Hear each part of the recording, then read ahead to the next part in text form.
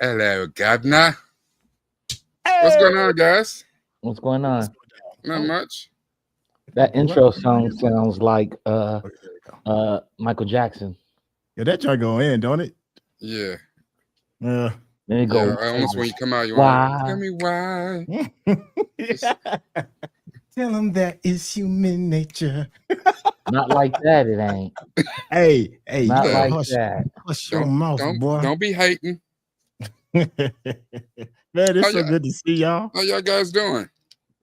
Doing well. How are you? Right, I'm doing all right. I can't complain. I mean, I could, but what good is that gonna do? So I think me and Chuck both feel a little guilty because we didn't get a chance to participate last week because we was both. It's all good, man. Everybody deserves some time I was off. kidnapped. Vacation, man. Y'all had a great time. Y'all happened to be together in the same city and having a good time. So no, it was all shenanigans good. unfolded. Yeah, shenanigans.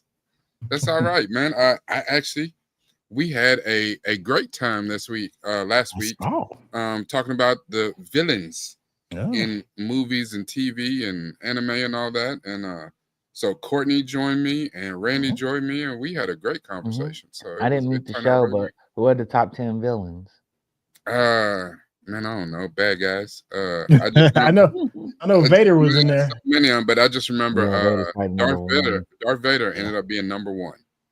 Yeah, I'm not mad at that. I mean, he's a legendary on villain. the hill by himself, and it just we got into the conversation talking about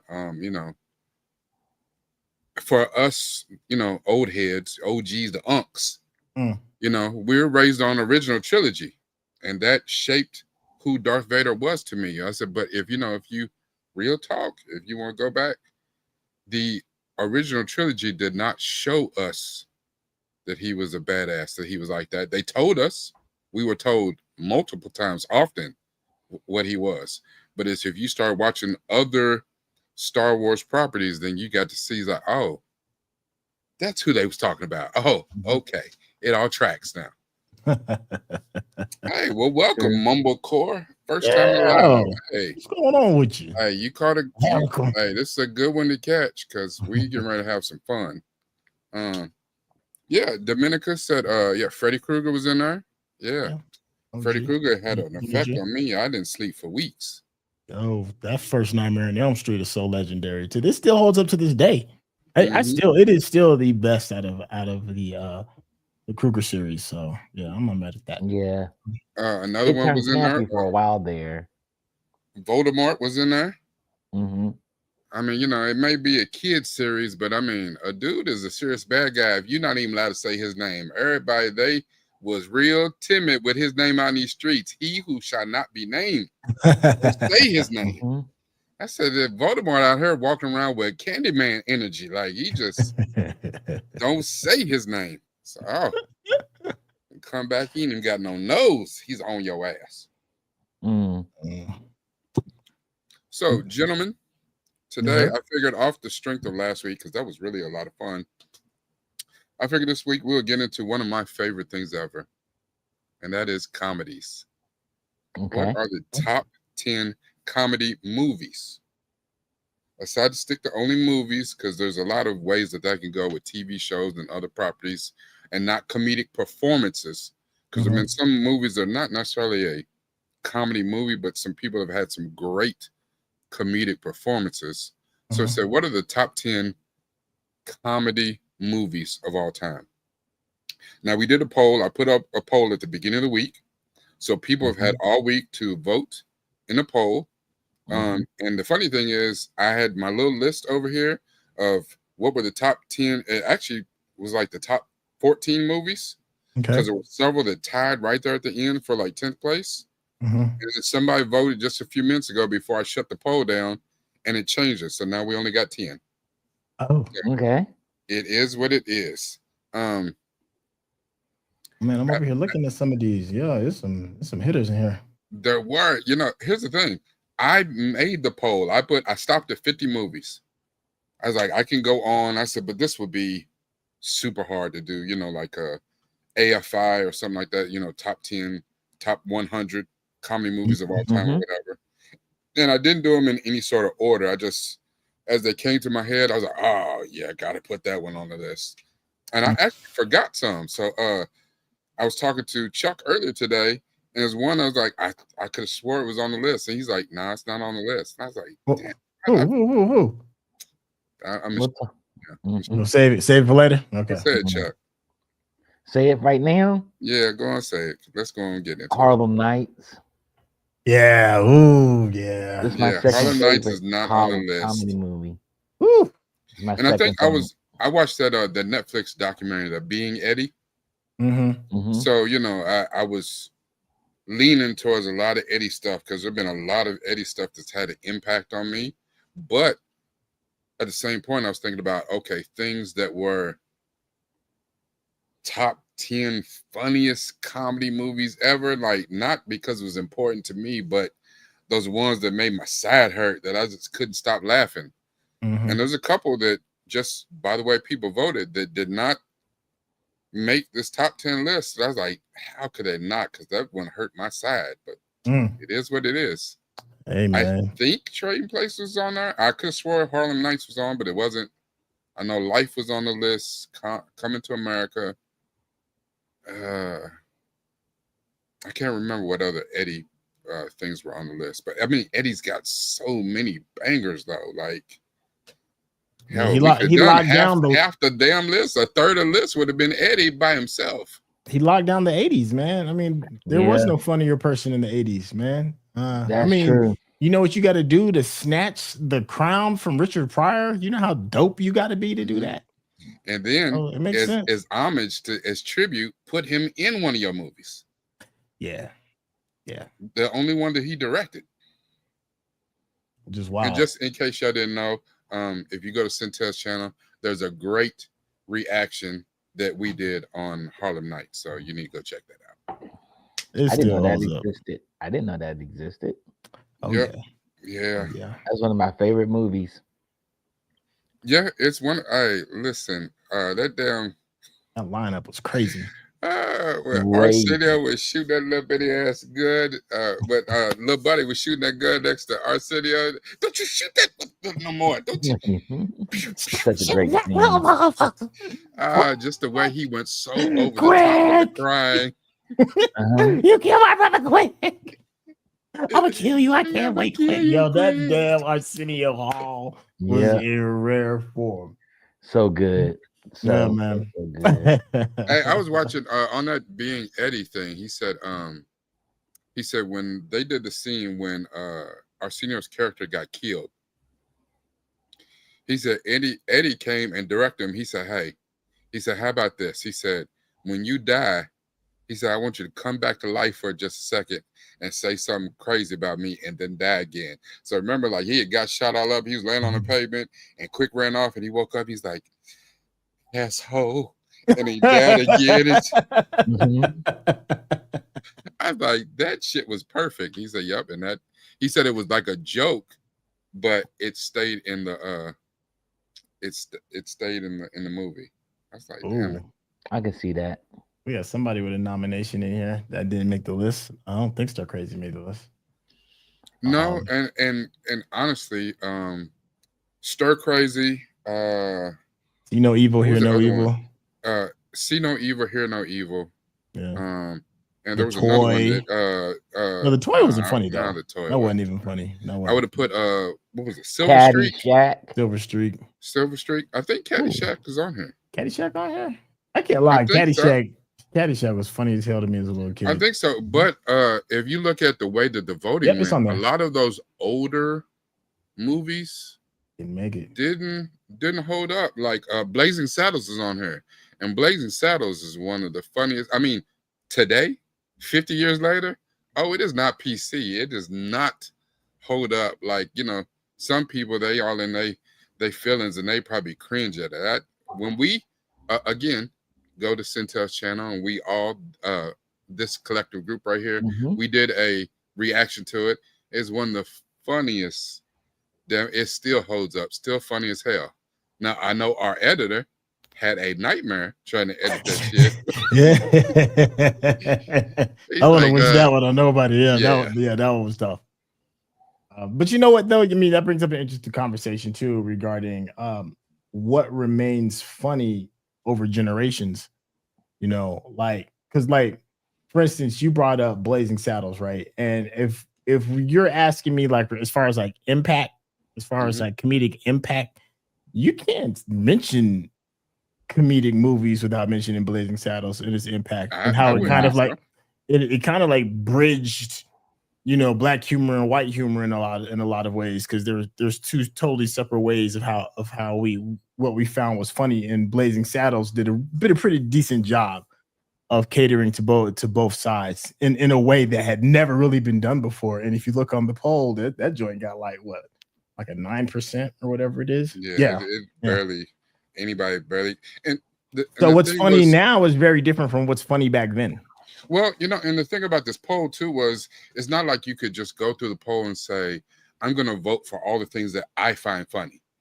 Because there's some things on this list that you may not find funny. There was some that I put on the list that I put on here because I thought that other people would probably have this on their list. And I did reference a few sources just to make sure I cover my bases. Like I've never seen Monty Python's Holy Grail.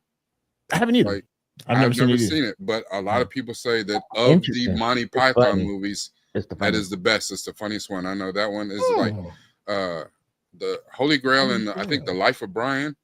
I haven't seen Life of Brian either. Never seen them. But you know, it's funny. Like I've seen all the bits, you know, but I've never watched it. Yeah, I've seen a like few for me, bits. I haven't seen Trading Places from front to back, but I've seen all the bits. Really? You know, oh really? Yeah, but I've never seen it from Trading Places. I find a fantastic, like funny movie. It's fantastic. I mean, was it like 82? I mean, so it's 40 plus years old, but I mean, I find it fantastic.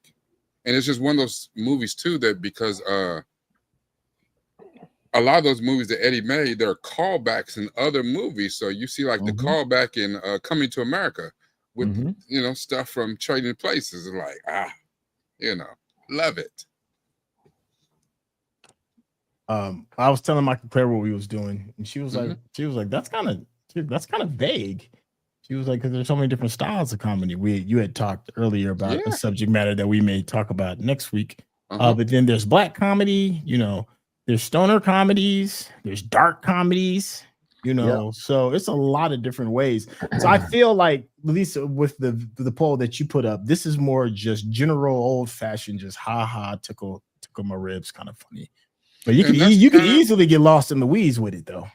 Well, you know, and the thing is, you're absolutely right. There are different types of comedies. And I was thinking more gut busting. I damn near can't stop laughing. Like, oh, did I go pee on myself? This is funny as hell. Type of comedies. And maybe what is funny to me is not what's funny to other people. So I try to be inclusive in this list, but I also thought about it like, what would a vast majority of people say? Okay, I could find 10 movies in this list that I think that are really, really damn funny. Like I said, I stopped at 50. I could have went on. I could have done a lot, but I stopped. And there are several movies that I really love that are not on here. Like one is basically a stoner comedy, Grandma's Boy, which we did a review. We did a reaction to. I think Grandma's Boy is funny as hell. I don't know how many people seen it. I don't know how many people find it funny, but I didn't include it on this list just because I was like, well, I don't want to include it on this list just to have it on the list, and then it gets like 0 votes. I was like, You forgot a movie too that's a stoner film, Cheech and Chong. Up in They Smoke. have like 12 movies. And again, the thing about Cheech and Chong is like including some of the a lot of Eddie Murphy's movies or some because they're so much older. I don't know how many people really see them. I mean, to be honest, I think I've seen one or two of them, Oh maybe. wow. I don't remember them because it was so long ago. Like, yeah. I think I've seen Up in Smoke, but I don't remember it. So here's something that's interesting where you were talking about, when we're having a conversation regarding what's funny now may not be funny back then and vice versa. So if you go on IMDb's top 10 greatest comedies of all time, guess what number it took before a movie that was past the 1990s was mentioned? I'll save you some guessing. It wasn't until Is it IMDb did what, top 100? Yeah, the top 100, and it I don't know, 50 and or 60. No, Yeah, it's I'm not gonna that say far like now, but like it's 30s, late 30s. No, it was actually 14, but I was surprised. I was surprised that it took that long. Everything from below then was earlier than the 1990s. So from an IMDb kind of standpoint, those are like people that are kind of like cinephiles per se. Some of what they consider to be some of the greatest movies were all before the decade of 1990. Well, on this list, they're all modern. Part of that is because if you did a poll now, you have to think about, okay, you've grown, you matured, what you find funny now. Like, you may have been a young person and found all the Jackass movies hilarious. Yep. And now you're like, that shit is stupid as hell. Like, so that might not even crack you. Like, well, I like that back then. But now it's not the same. Or they made Jackass 74. You're like, yeah, they should have stopped at like number 2 or 3 or something like that. So, it's kind of like saying, oh, it's Scary Movie, one of the funniest movies you've ever seen. You're like, well, the first one or the second one, but they did 5 of them, 3, 4, and 5. They should have so it's different types of movies. That may not hit your sensibilities. The type of comedy they used back then. They said words and did stuff in them things that you like, ooh. You look around, like, am I even supposed to be laughing at this? Is someone going to just jump out the dark and counsel me and take a picture and put it on social media because I was laughing at something that's inappropriate today? Well, if you look at like some of the ones that are just in the top 10, over half of them would not be able to play today. Because people are a little more sensitive today regarding what's funny. And I get it, and that's unfortunate. That's about people. I like what I like, and what I think is funny is what I think is funny. A lot of that shit may be inappropriate, but okay. We had a moment, right? So Rakai and I, we've been doing a reaction to It's Always Sunny in Philly, right? And me and Rakai have been laughing at everybody's expense for 3 full seasons. You name it, like the handicap, the mentally ill, whatever it is. Me and Rakai, the uniform. Me and Rakai have been like gut busting laughter, and then it was our turn, and they had an episode where somebody did blackface. And even though there's that voice in the back of your head, it's like you shouldn't be laughing at this. The tee still came out though. The tee still, because it was funny, But but I think we probably come from a little bit of an older generation where we could kind of like compartmentalize what's considered maybe good humor for a good laugh. But I don't know if most people have that. Once they get offended, then it's canceled, and you can't ever really go back to it. But that's why I like. What's one of the things I love about South Park? Because South Park don't give a damn. They be like, this is funny. Everybody can get it. Anybody can get it. It doesn't matter. Like the Game of Thrones of comedy. Everybody can get it. And they should. They should. Oh man, somebody brought up Galaxy Quest. Woo. Yeah, I just watched Galaxy Quest. I watched it last night. Listen, here's the Galaxy Quest is so good. When I watched Galaxy Quest, I was still not a fan of Star Trek. Didn't watch Star Trek. I was like, why is Star Trek like this? Now the newer Star Trek stuff that's out now, and some of the TV shows and stuff, I like those. Strange New Worlds is phenomenal. But Galaxy Quest, I love Galaxy Quest. I thought it was great. Oh, man. Something about Mary is still hilarious. That's it. Absolutely is. It is. It's a fact. It is. And wildly inappropriate. It was on not that long ago, and I think I caught some of that, and I was like, "Damn, this shit is crazy." One man couldn't get his ears touched. That joy had me dying laughing. Boy, he was chopping people in the throat. Yeah. When they called everybody in the bathroom when he had them there, his beans and franks trapped in his damn. How'd you get it over the? How'd you get the franks over the beans? Oh, that joint. They called everybody. Come here. You gotta see this. You gotta see. Oh man, you got to move towns and change your name. Like, you have never let that down. All right, so let's jump into this list. So we just see kind of what we got, and I'm gonna some of these I'm gonna kind of skip because we're gonna come back and talk about them, and people will be able to figure it out what made the top 10. But I'm gonna talk about some of the things that are on the list and maybe some that didn't make the list. So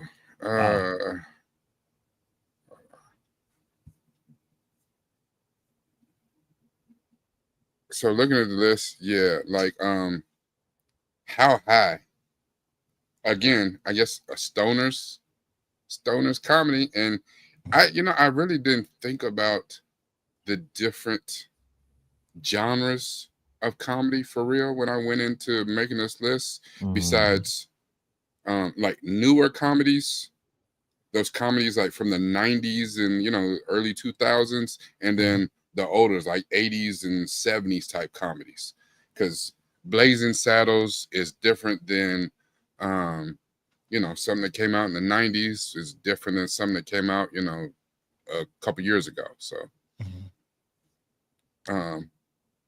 but I loved How High. It had its moments, and it's definitely stoner comedy, but I love that movie. Bicycle. That's right. One time, but he got his bicycle ran over and had a parade over it. And I tell you who I thought was funny as hell, and I was not a fan of his comedy until that's one of the movies where I finally thought he was funny. That damn Mike Epps as Baby Powder the pimp. Oh my God! He just, hold on, give me some of that Baby Powder. He just slapped his shit out. No, you an assistant pimp. You stay an assistant pimp. It's still one of the funniest memes in Baby Watch the Powder. Time. Yo, the get 'em scene, man, when they went into class. I use that little meme all the time. Disco Danny Terrio. Yo, you know a red man spun around. Get him. Yo, oh man, yeah. He said he don't talk much. What's his name? I Need Money. That's his name. Let's see. Somebody said agreed. Mike isn't funny. What? Oh, but he played that role. Yeah. I don't know. Like Mike Epps is worn out. He's gotten better, but just there's certain things. I'm not a fan. It took me a while to find Mike Epps funny. I'm not a fan. It's like Mike Epps. I find funny in some of the roles that he plays. Like he's a better comedic actor than a comedian. Like I can't watch. Yes, I agree with that. I agree with that. And Day-Day, like I did not find him funny as Day-Day. I didn't find him funny until he was in All About the Benjamins, and I was like, okay, now he's funny in that. I haven't watched it. I've not seen All About the Benjamins because he's in it. Dang. Okay. I mean, I don't feel about the same way as Owen Wilson, but it's pretty close. Owen Wilson is a disgusting waste of carbon. Like, dude, that dude's got paid millions for saying, That's Intel's homie. That's Intel's homie. Oh, God. And just because he's up, hi, son. Hey. That's my little man. He's up. It's the galloping ghost. Yeah. No, that's my oldest son. He's not watching. Okay, the one that said, "Hey, Dad," is my youngest. Which okay. He probably should not be watching this at all. But okay. Let me see. Somebody had an interesting question. Does The Fifth Element count? That is a good question. I would say no. And I mean, Chris Tucker is hilarious in it, though. Sci-fi comedy, action comedy, or whatever. So I don't know. I love The Fifth Element, and as far as he's the only thing funny like in a sci-fi comedy, but it's a funny character that does funny bits, but he's the only thing that's funny in it. Yeah, because it's not really a comedy movie, but he is hilarious in that movie, though. He's funny. And he's not even like, he's a supporting actor in that movie, too.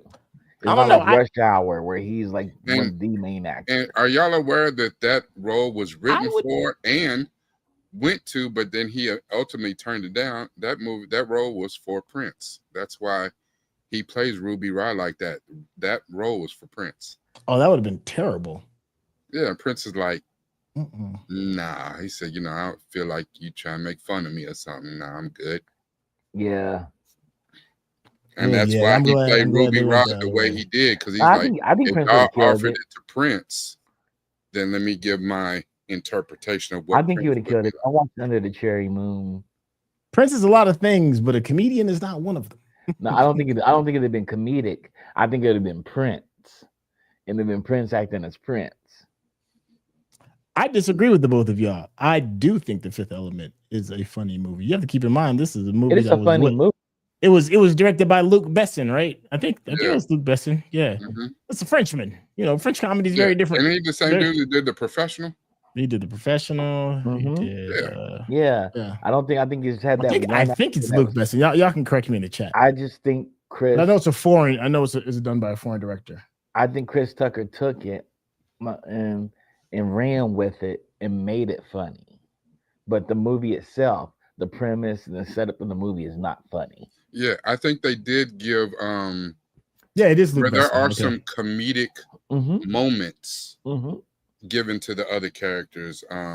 When Bruce Willis took the gun from little dude, and the little dude did the little dance and stuff, so he didn't shoot him outside of his apartment, and multi-pass. There's little shit in there. It's French humor, man. Like the guy, I mean, you got the big weird monster looking stormtrooper dudes with the absolutely ridiculous gun. So I mean, what movie was not on the list? I was hoping to be on the list. What is that? Spaceballs. Ooh, that's a big miss. Yeah. See, you didn't even put it on the main list. You know what? You're right. That right there, that is grade A slipping. That is grade A slipping, because it should have been. And maybe that's something that we'll visit. We'll come back to, when we talk about some sci-fi stuff in the coming weeks, because Spaceballs. Yeah, I will be excited about seeing like the greatest. And that's the problem sometimes when I'm out here, to my own wows and just trying to do some of this shit on my own. That absolutely should have been on the list. Damn, that I have it on my list because I would have voted for that. Yeah, we ain't found shit. Hey, do you know I saw Instagram or something recently? That dude who said that, he said people still recognize him and want him to say that. Yeah. 40-some years later, they're like, "Yeah, say it." He said, "I don't want to say shit because I ain't found shit." Like. Oh man, I can see that. You know what I'm saying? Are y'all excited about the remake? Nasty. Ugh. Well, not the remake, but the sequel. The sequel, yeah. I think it comes out next year, right? I think it comes out next year. I think so. I love the fact that Rick Moranis came out of retirement. Mel Brooks is still alive, right? Yeah, he's like 98 years old. Yeah, I think he's got a part in it. I think he's yogurt. I think he wrote it, but I don't know if he's still directing it though. I don't know if he's still. No, he didn't write it. What's name wrote it? His son. What's name gave his Mel Brooks gave his blessing to it, but your dude, do you want to be a snowman? What's his name? Josh Gad. Josh Gad wrote the film. Really? Josh Gad wrote the film and took it to Mel Brooks and had him read it and go through it. And Mel Brooks is like, he said, I have been waiting 40 years for this script. I'm glad it happened.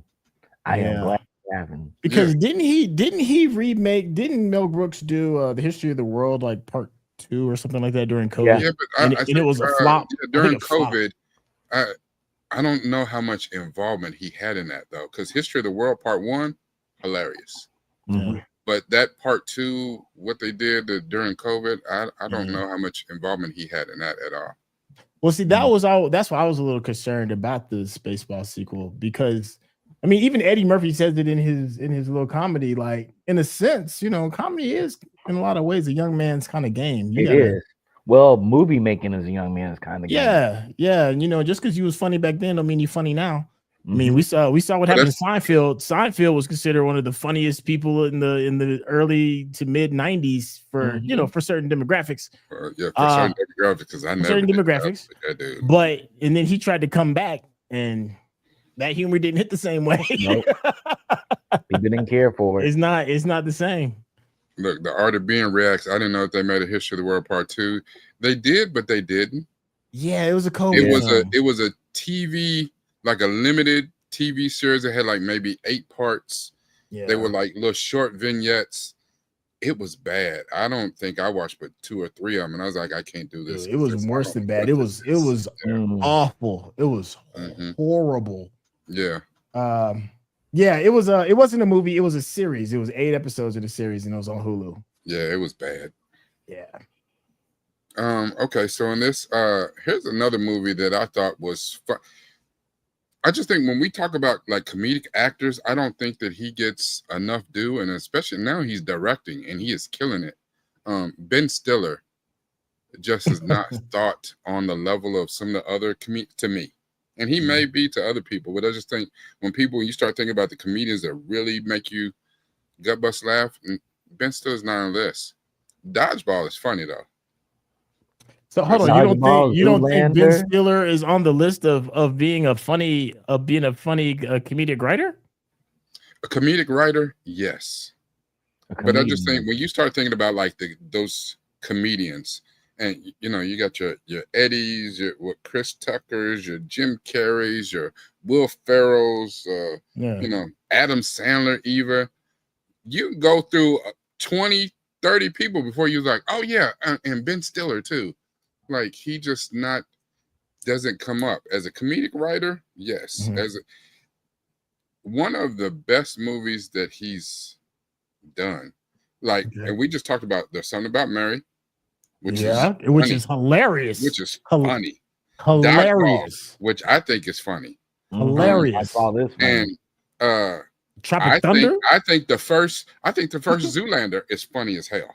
Yeah, that's why I'm asking. I'm like, what? Like that drops hints, man. But I think it's because Ben Stiller, maybe that's like the sign of a good, I don't know, host or whatever. He lets other people come in and outshine him.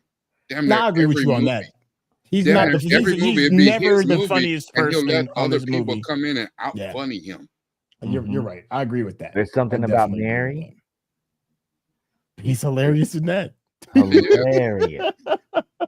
Yeah, he is good in that. And you know what I'm saying? And there's points in that movie where it's like, damn near the funniest dude in that movie is Matt Dillon.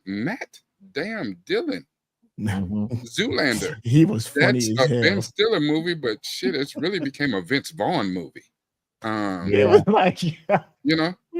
Tropic Thunder. Really?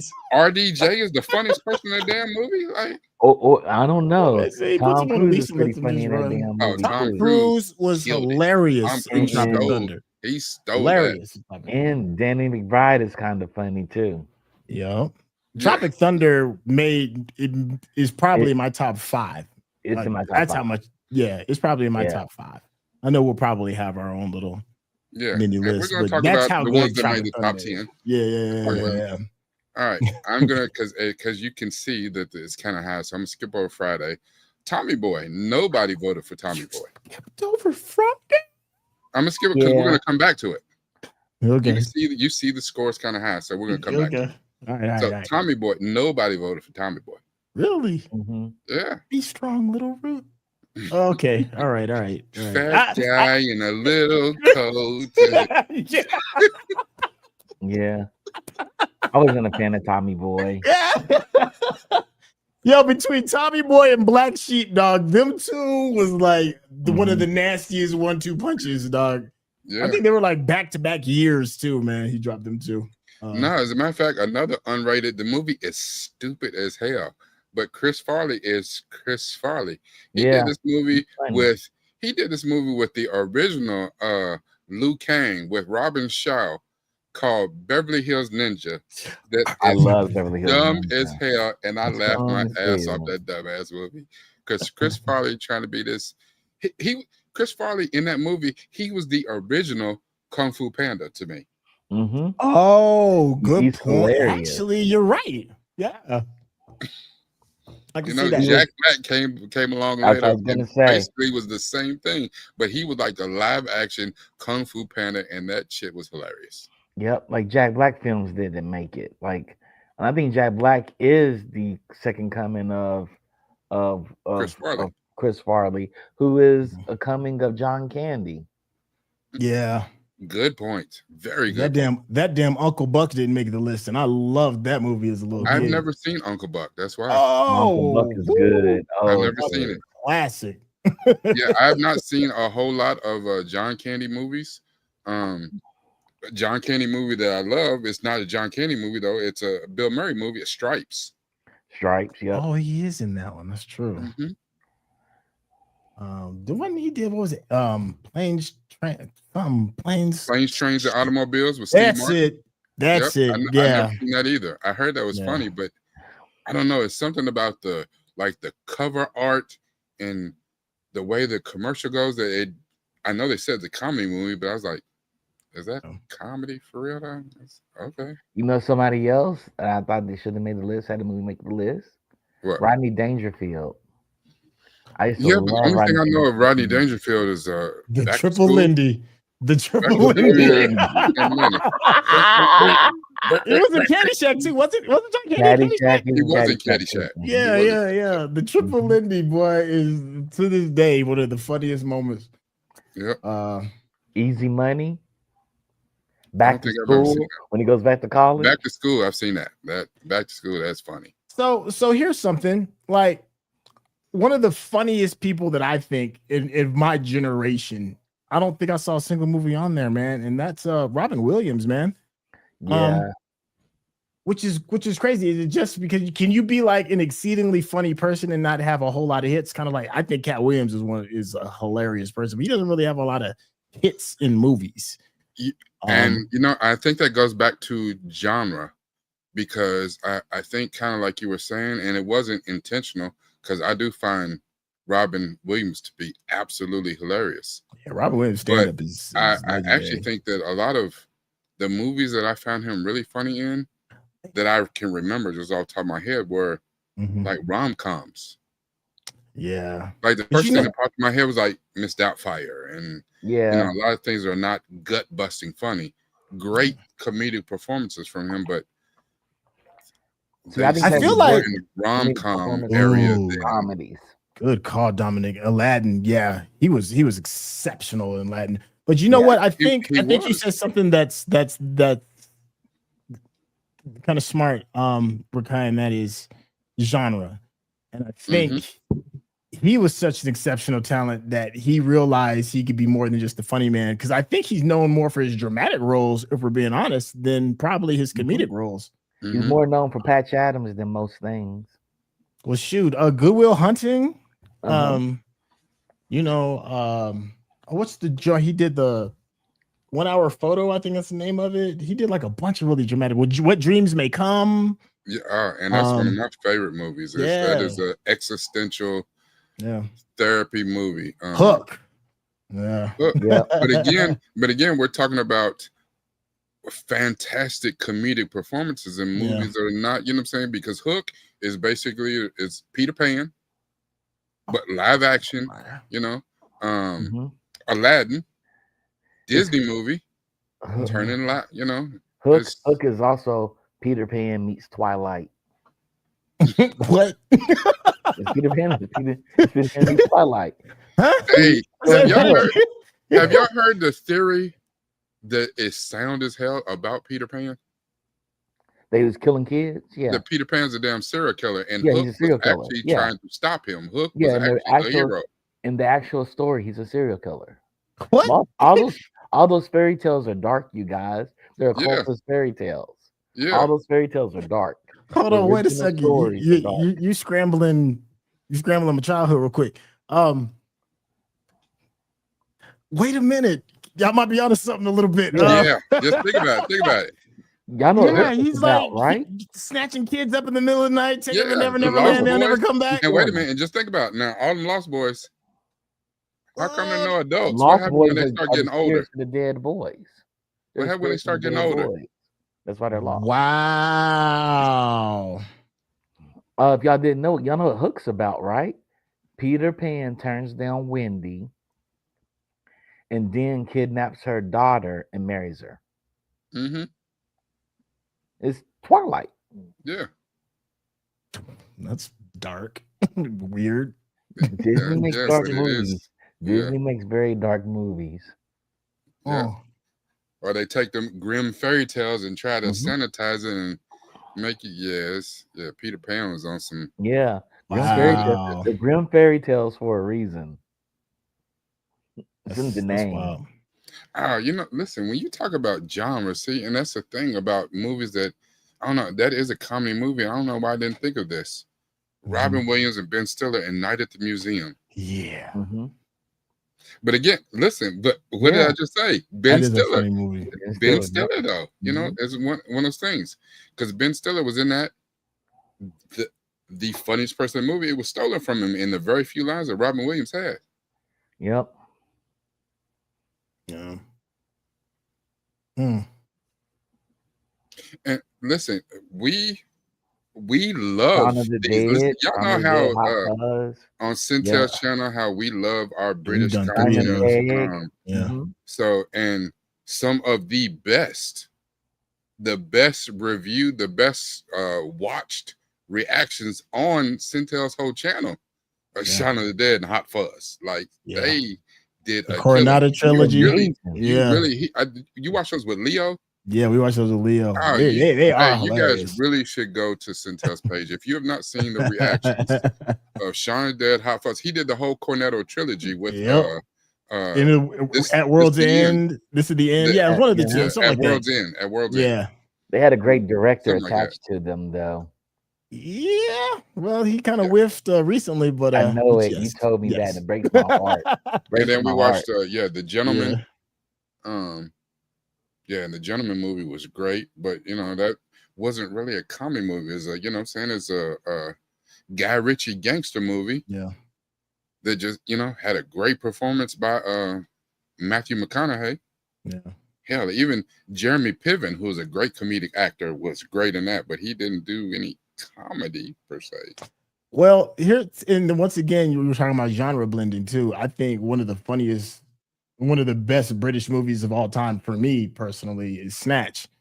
And that, I mean, is it an action movie? Is it a gangster movie? Is it a comedy? Is it? I mean, it's kind of like where do you even put something like that? Like I would probably put Snatch if Snatch would have been on this list, it would have been one of the 10 I voted.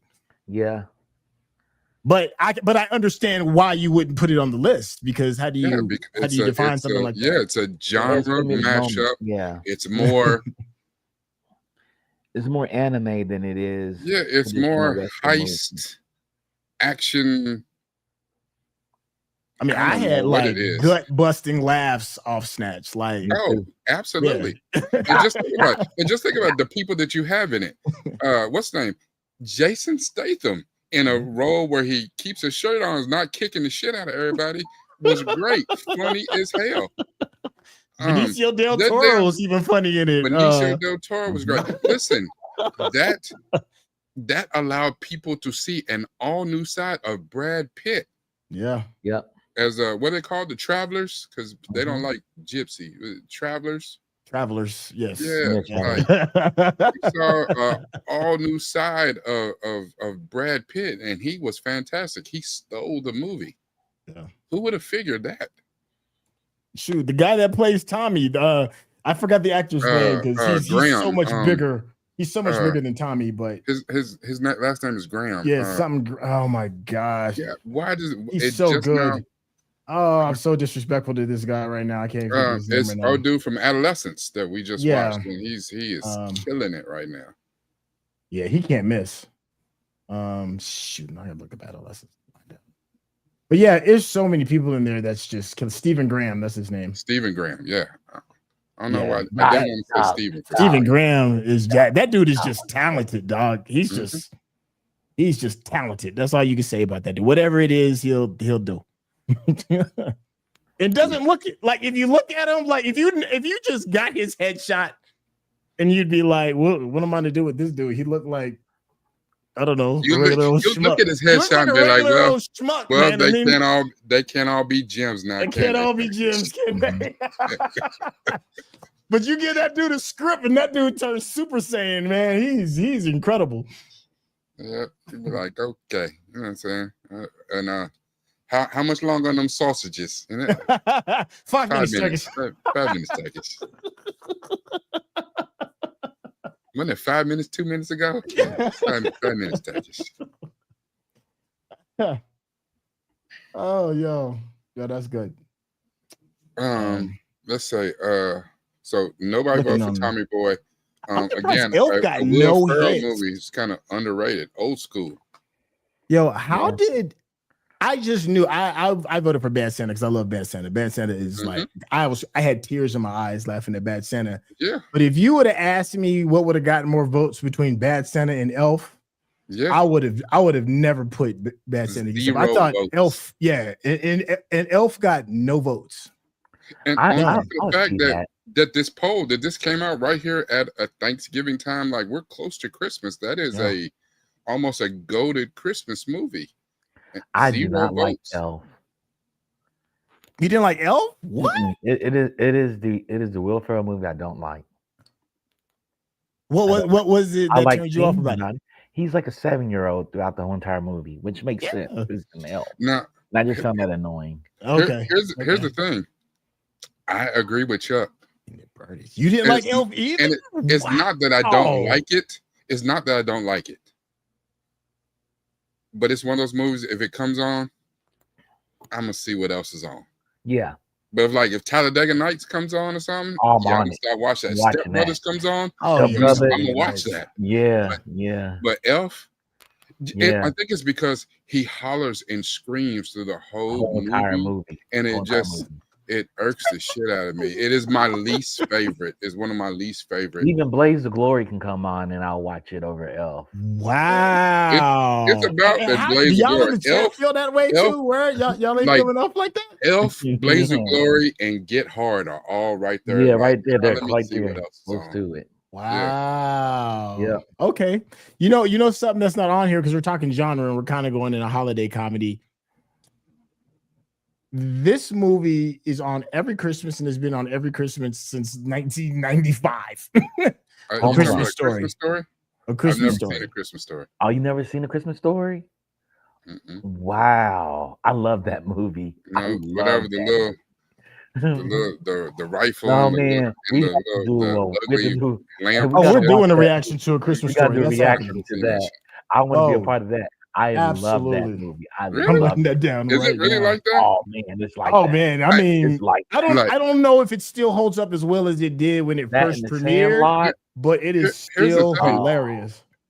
Here's the thing, and I know we're talking about genres, and I've seen a lot of things across all genres, but that was one of those movies that's like, oh, it's white people funny. I'm good. Nah, it's a good movie. It's just like. To me, like not all black people have seen The Sandlot, but to me, The Sandlot is a classic movie. It's like The Sandlot. I felt like A Christmas Story is kind of the same way, and I was like, A Christmas Story. I've never seen it. I love that movie. It's timeless. I got one more. I've seen a Right. part where, you know what I'm saying, he gets his tongue stuck in the cold or whatever, but on the light pole. That's real. yeah.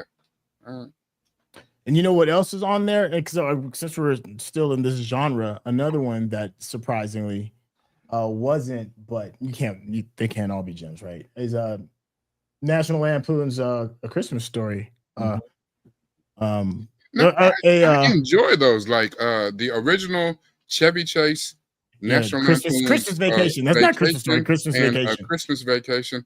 I enjoy those. Christmas Vacation was laugh out loud, dog. Yeah, Skitter's full.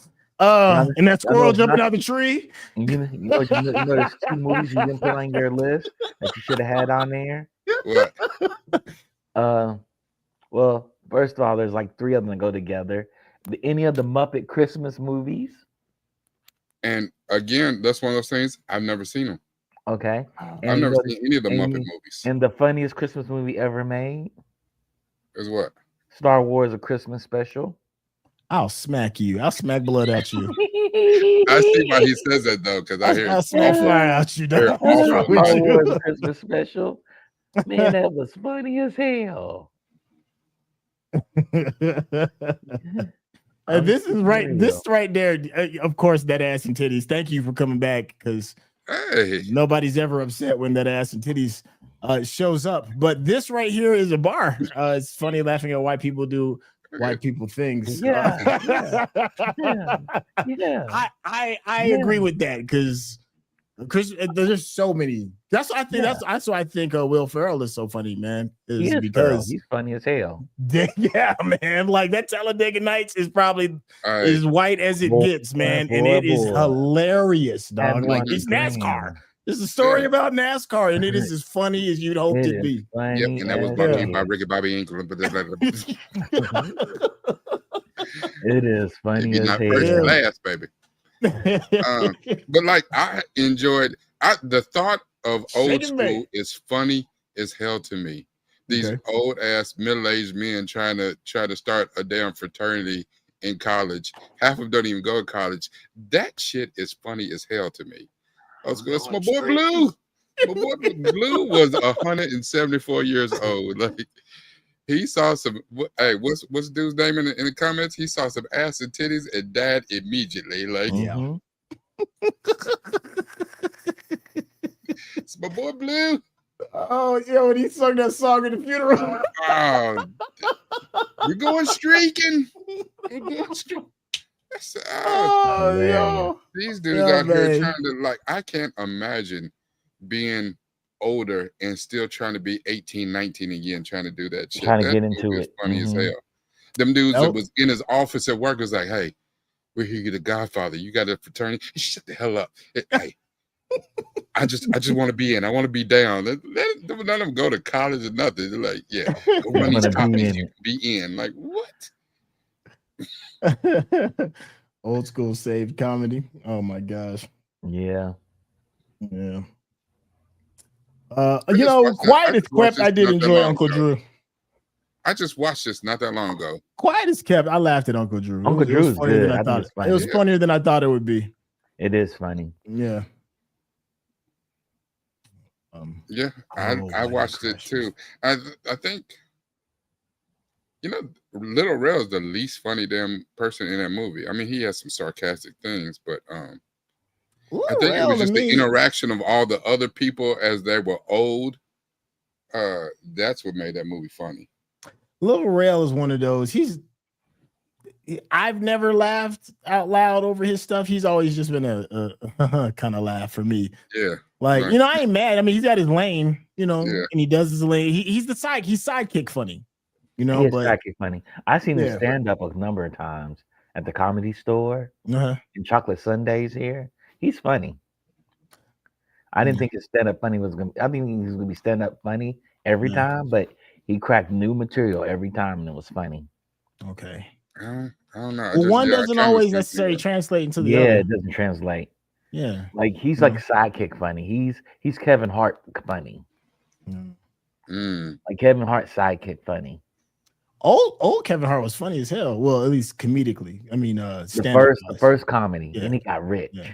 Yeah, no, it was like the Then he third got one. rich and got busy. It was like the third one where that one was like funny, because he had done like one or two before that. That was Did like, he? okay, yeah. Yeah. Whatever that one was in green, that seriously or whatever, that one was hilarious. Wow. Now here's a hot take. I enjoyed Tag more than The Hangover. Now I know The Hangover. If I remember right, The Hangover got some pretty good traction on your list, right? That's a hot take. So. I don't know if I agree with that. I've never seen Tag. Tag is good. Yeah, Tag is it's good enough. It's good enough. But that's the problem. That the Hangover I thought was hilarious. I did see another movie. I did see another movie that I thought was hilarious. I don't know why I didn't put it on this list, but I just thought people wouldn't have watched it. Was Date Night. Yeah. Yeah. And I know that Jason Bateman is kind of weird when it comes to, doing comedy movies, because he's always like the straight man, and he's always the straight people man. Fire off all the comedy around him or whatever. And he's great at that. Date Night was funny as hell. It was a lot funnier than I thought it was going to be, but no, Jason Bateman is brilliant at making other people funny. Yes. Yeah, he's like he's the amplifier. Like you put him in there, he's going to make everybody else funny, but he himself is not going to be funny. No, that's not his job. Here's the thing: since y'all was talking about Kevin Hart, look at this right here. Oh no, that's a hot take. Wow. I mean, sometimes that ass and titties can be wrong. That's a hot take, bro. Right now. I don't know about that one, man. You might be standing alone on that one. Silicone. What movies ain't on the list? What's that? Any of the Medea movies. But that's genre. That's genre. I think that falls in the genre because there's a certain you wild right now. Audience for Tyler Perry movies. Yeah, but and they're so fully executed, they all comedy. Now as we go through it, because I know a bunch of people that think they are absolutely drop dead hilarious. Oh, the Medea movies? Yeah, well, yeah. I mean, I know a lot of people that think they are drop dead hilarious. But here's the thing though, they are very genre specific, and a lot of people who think that they're that funny, are the type of people who are caught up in, I only watch these type of black movies. So they only watch hood movies. They only watch Tubi, and they only watch Zeus Network and shit. I don't even, they're the ones that still watch I've never seen a Tyler Perry movie. I was like, BET. You've never seen one? I've never seen a Tyler Perry movie. Look, I mean, listen. I've seen some Tyler Perry. They're not as bad as people make them out to be. They're not as bad as people make them out to be. But they're also, Tyler Perry knows his audience. Here's the thing. My ex-wife, he gives his audience exactly what they want. So. My ex-wife used to watch the Tyler Perry plays on DVD. Yeah. So I was watching those with her, and I was like, oh, okay, this, it's a play. This is interesting. Hood play, all right, it's predictable, whatever. But then when he started making movies, she's watched those movies, and I watched those, and it was kind of like me, doing horror movies. I got to, why do I keep doing this to myself? I don't like this shit. Shit's terrible. I have laughed in Tyler Perry movies. I'm not gonna pretend like I haven't. I have laughed. I will admit, my kids want to watch Tyler Medea's Boo, like the Halloween, and I've heard movies. That one is funny. It was funny. Yeah. The second one, not as much. But the first one was funny. So I watched the one that he did not that long ago. I was like, you know what? I'll give it a shot. And I cannot get any of that time back. Was it Destination Wedding? I should kick my own ass for that shit. I was like, God damn it. I knew better. So, of all the things I could have done with this hour and a half, except sit here and be mad as hell. Donnie Ellick. Donnie coming out of left field. This man said old slapstick movies from black and white era. Ooh. Jerry Lewis, Abbott and Costello. Yeah. I love Jerry Lewis movies. I can't lie. I used to watch the old black and white Three Stooges. I love them. They were funny when I was a kid, but I was like 7 years old, man. What did I know about funny? Abbott and You know, I Costello. think I've seen some of those movies, but you know what I can't get out of my head? The one picture I can't get out of my head, and I cannot revisit any of those movies. Whatever that movie was that Jerry Lewis did, I remember watching. I was watching a movie and another movie. You know what I'm going to say? Yes, I know. Yeah, I was watching Breakfast Dragon. at Tiffany's. I was watching Dragon, the Bruce Lee story. And when he was on that first date with his wife, Linda, and they were watching a Jerry Lewis movie, and Jerry Lewis was on screen doing the Asian blackface kind of thing, made the stereotypical Asian thing, and and it made Bruce Lee so uncomfortable that he's like, you know, everybody's, and it's just something about that I found that offensive too, and I was like, damn, that's like blackface. It wasn't like it. That's exactly what it was. Yeah, but I mean, I'm not Asian, but I felt the same kind of way. I was like, damn, that is. Mel Brooks, you know, back in the day, that's how they did movies. Like they had Native Americans, like, you know what I'm saying? Shit. John Wayne played Native Americans and he played Genghis Khan. Like that is Genghis Khan. The worst shit I've ever heard in my life. Did you know that movie has killed more Hollywood people than any other movie? The Genghis Khan movie. There's an interesting story behind it, right? Died on set. Died. Yeah, died as a result. Death as a result of the movie as being a part of that movie.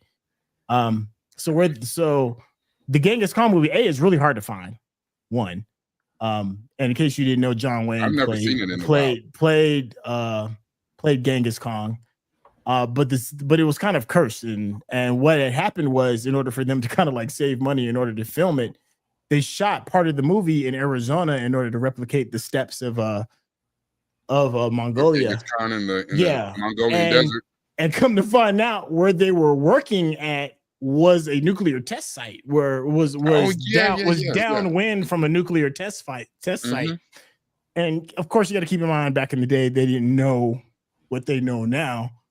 So they were rolling around doing the fight scenes and all this stuff, rolling around in that radioactive sand.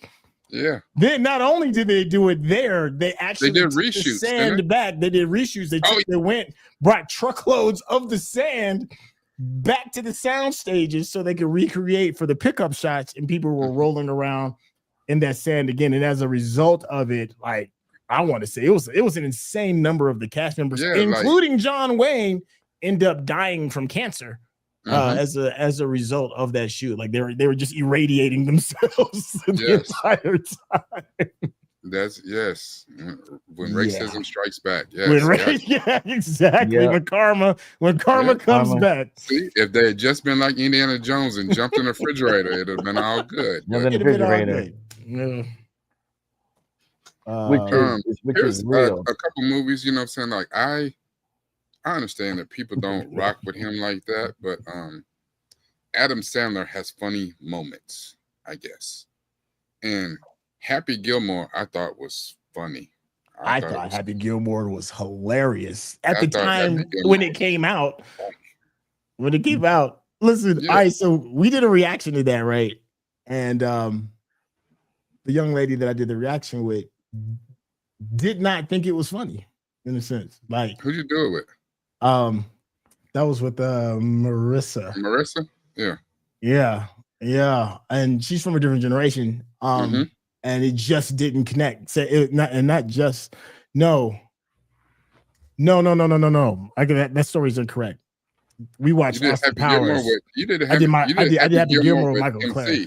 Yeah, and Michael Clare didn't like it. I'm thinking of Austin Powers, and Austin Powers is hilarious, but it does not hold the same weight to a different generation. And she was like, "Nah, this may not be it for me." Yeah, Austin Powers.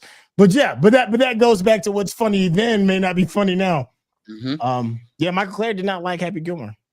Really? Which was surprising. Yeah, she was like, I don't understand this type of funny. So you know, like I thought Happy Gilmore was super funny. Yeah. Happy Gilmore 2? Not so much. You know? Nostalgia. I don't think a lot of people have seen this, and I put it on the list, but I loved Don't Mess with the Zohan. Like, I thought that movie was funny as hell. I remember that one. That's where he was like an Israeli super spy and shit. Right. And him and that damn John Turturro John Turturro is funny as hell in that movie. Yes. John Turturro, the only thing I've seen him be that funny in was it when he was they call me Jesus baby in the Big Lebowski. That's right. The Jesus man. He had the little ball, the ball. Yeah. Hey, that's like those are two movies that made me know John Turturro has serious comedy chops. Like John Turturro is funny as hell and don't mess with the Zohan. I'll take that gun away from you, stick it up your ass, and pull the trigger until it goes collect. That damn John Turturro, boy. Oh, did that make any of y'all's like top 10 Big Lebowski? Because that's considered a super classic. It is a super classic movie, but not mine. The comedy, not for mine. I love that movie though. Look, you're not lying. Listen, there's so many things in Zohan that I still say to this day. Like sparkling water, I still call it fizzy bubbler myself. Somebody said something about somebody. There's a joke in there that because it's his father, because when he says he wants to do hair and he's like, "Oh, you fagula." Yeah. That is like my code word for saying something is I was like, oh, fagula, huh? It's like, there is so much just hilarious in that. The Big Lebowski is goated. I still talk about White Russians. I've never had one, but you know, out of your element. What is like milk and vodka or some shit? Milk and vodka. Yeah, they're good. That sounds. It's like Kahlua, though. I know it's like Kahlua, and vodka or something. Yeah, it's good. You know, here's the thing. I watched The Big Lebowski all the way through, and it was one of those things I was like, yeah, I mean, yeah, it's funny, but it just okay. You know, it didn't hit me like that. Now, as we go up this list, you were right. Like, I would have thought that other people would have thought Elf when it came out, but I thought Bad Santa was way funny. I thought Bad Santa was hilarious. Bad Santa is probably in my top 3 best favorite Christmas movies, period. I don't care what you put it against. And you know what's crazy is that because Billy Bob Thornton is hilarious as the worst Santa in the history of all Santas. And Quiet as Kept, he played kind of a straight role, but everything he said was funny as hell. God rest John Ritter. John Ritter was so damn funny. I mean, who would have thought that one of the straight actors, one of the people who said the least funny stuff, what was funny, was Bernie Mac. They had Bernie Mac in it, and a lot of people was funnier than Bernie Mac. That's when you doing something. And what's that dude's name? Tony Cox. The little, the little guy. Yeah, Tony Cox. Yeah. Everything he said was offensive and funny as hell. He might have been the funniest person in the movie, man. Like as far as like gut busting laughs per minute, that damn Tony Cox boy. Yeah. John Ritter was so funny in that movie. I can watch that every single time. I've never seen the second part. I don't want to because because the first one is so good. A Bad Santa. Yeah, there's a Bad Santa part 2. Are you shitting me? There is. I refuse to watch it. Because the first one is just so good. It's got what's her name from it's got what's her name from Misery in it. Kathy Bates? Yeah, Kathy Bates is in it. I think she plays Willie's mama. That sounds awful. Yeah. No, thank you. I didn't even know that was a thing. That sounds way better than Elf. Yeah. That sounds. I agree. I agree. There's a movie that for some reason never talked about. CB4. CB4 was one of those things. I'm one of those people too that did not particularly find Chris Rock funny back in the day. It wasn't until he did his specials that I was like, oh, okay, dude is funny. I think he's a funny stand-up comedian. His comedic acting, I was like, okay. He was still trying to shake Pookie around that time, though, right? Because New Jack City was only like 4 or 5 years before that, right? Before CB4. I thought CB4 was before that. Oh, okay. I don't know. Maybe. I thought CB4 was before him being in New Jack City. I think it's after. New Jack City, I don't know. Maybe. And I'm black, y'all. And I'm but black, I mean, y'all. the damn Charlie Murphy, your boy, he's always G Money to me. Alan Payne. Alan Payne. Mm-hmm. Yeah, like. Yeah, I'm black, y'all. I'm black, y'all. And I'm bliggly, black. So New Jack City came out in 91, and this came out in 90. CB4 is 94. Okay, yeah. 94. Okay, yeah. So he was still trying to shake Pookie. Both of them was working together, but like this movie, yeah. And I guess all of them, weren't all of them in New Jack City? Yeah, for the damn near. Charlie Murphy was a member of CMB, and yeah, he was. Yeah, he was. I didn't know that. Yeah, Charlie Murphy is one of the crew in CMB. Yeah. Yeah, the CB4 is funny as hell. It's stereotypical, you know what I'm saying, with whatever, it's got a little message, but it's funny. You know what movie we didn't put on the list too? What? Kevin Smith movies. Mallrats, Clerks. Yeah, no, listen, that's a different kind of genre too. I don't even know what that Dogma. is. I can't lie. That was when I started really branching off into different kind of jokes. Kevin Smith was kind of like a gateway drug.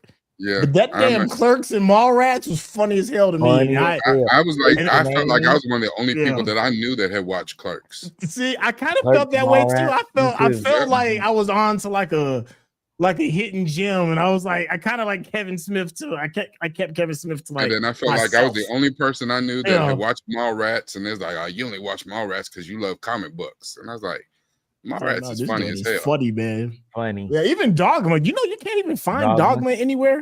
Nope. Dogma is one of my favorite movies ever. Yeah, it's a hard movie to find. Dogma came out. Dogma came out at a time when I was still going through my little journey on whatever my religious background was going to be. So I fooled with Dogma heavy. Yeah, I love Dogma. But I think Kevin Smith just got the rights to Dogma back because it was tied up. It was Harvey Weinstein had it. Is that why it disappeared? Yeah. Okay, he wouldn't give it up. Gone for like a couple. He wouldn't give it up. Kevin there. Smith offered him $1 million, $2 million, $5 million. He wouldn't give it up.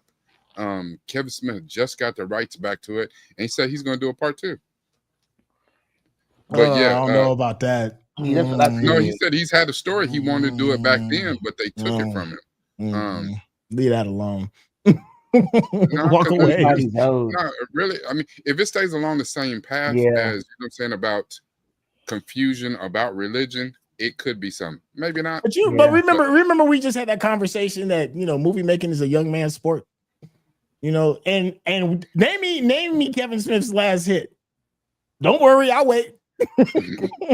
We all gonna be waiting. Yes, exactly. Like Kevin's first like 5 films was all heaters. Like even Chasing Amy. Chasing Amy was even good. One of my favorite movies. I mean, he came out with Heat, and then it just his just kind of went away. Later, his more recent movies, he went to kind of doing horror or something in the horror film, but those are his hit movies, not comedy. Yeah, I don't know if Kev got it anymore. That were really good. So I hear Kev is from an older generation. Like his humor wouldn't ride. Can you imagine if he released Chasing Amy today? Twitter would destroy him if he released Chasing Amy today. And even Dogma, even some of the stuff, the subject matter that he talks about in Clerks, like he's just an older generation that doesn't. He's Archie Bunker. He's our generation's Archie Bunker. Even though I will have to say that I just like Jay and Silent Bob. Like I ride with Jay and Silent Bob. I don't even give a shit about the rest of them characters. Jay and Silent Bob are where it's at. Yeah. But you are right. Bring Mark Hamill back. Regardless. Just I don't care what it is. We need more Mark Hamill. Mark Hamill look like he on the ropes, man. I feel like, is Mark Hamill all right? I don't know. I don't know. Mark Hamill was funny as hell in Jay and Silent Bob Strikes Back when he was the villain cock knocker or whatever. Cock knocker. The slobber knocker or whatever it was. He's a cock knocker. He just hit you in the that movie was hilarious. He's another one of him, Morgan Freeman. Like, I need them to like get Mark Hamill's voice, and I need them to AI his voice up or whatever it is, and save it for what's the name said it was okay to do his voice, James Earl Jones. Yeah, man, because his voice, man, I think Mark Hamill's a way better voice actor than he is actor by 1,000 miles. Like, outside of Luke Skywalker, what else has he done live action? Yep.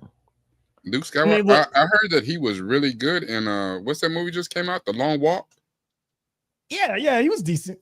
But he's decent because he uses one of his voices for that character in The Long Walk. Mm-hmm. He goes into his archive and he pulls out a voice that's pretty dope.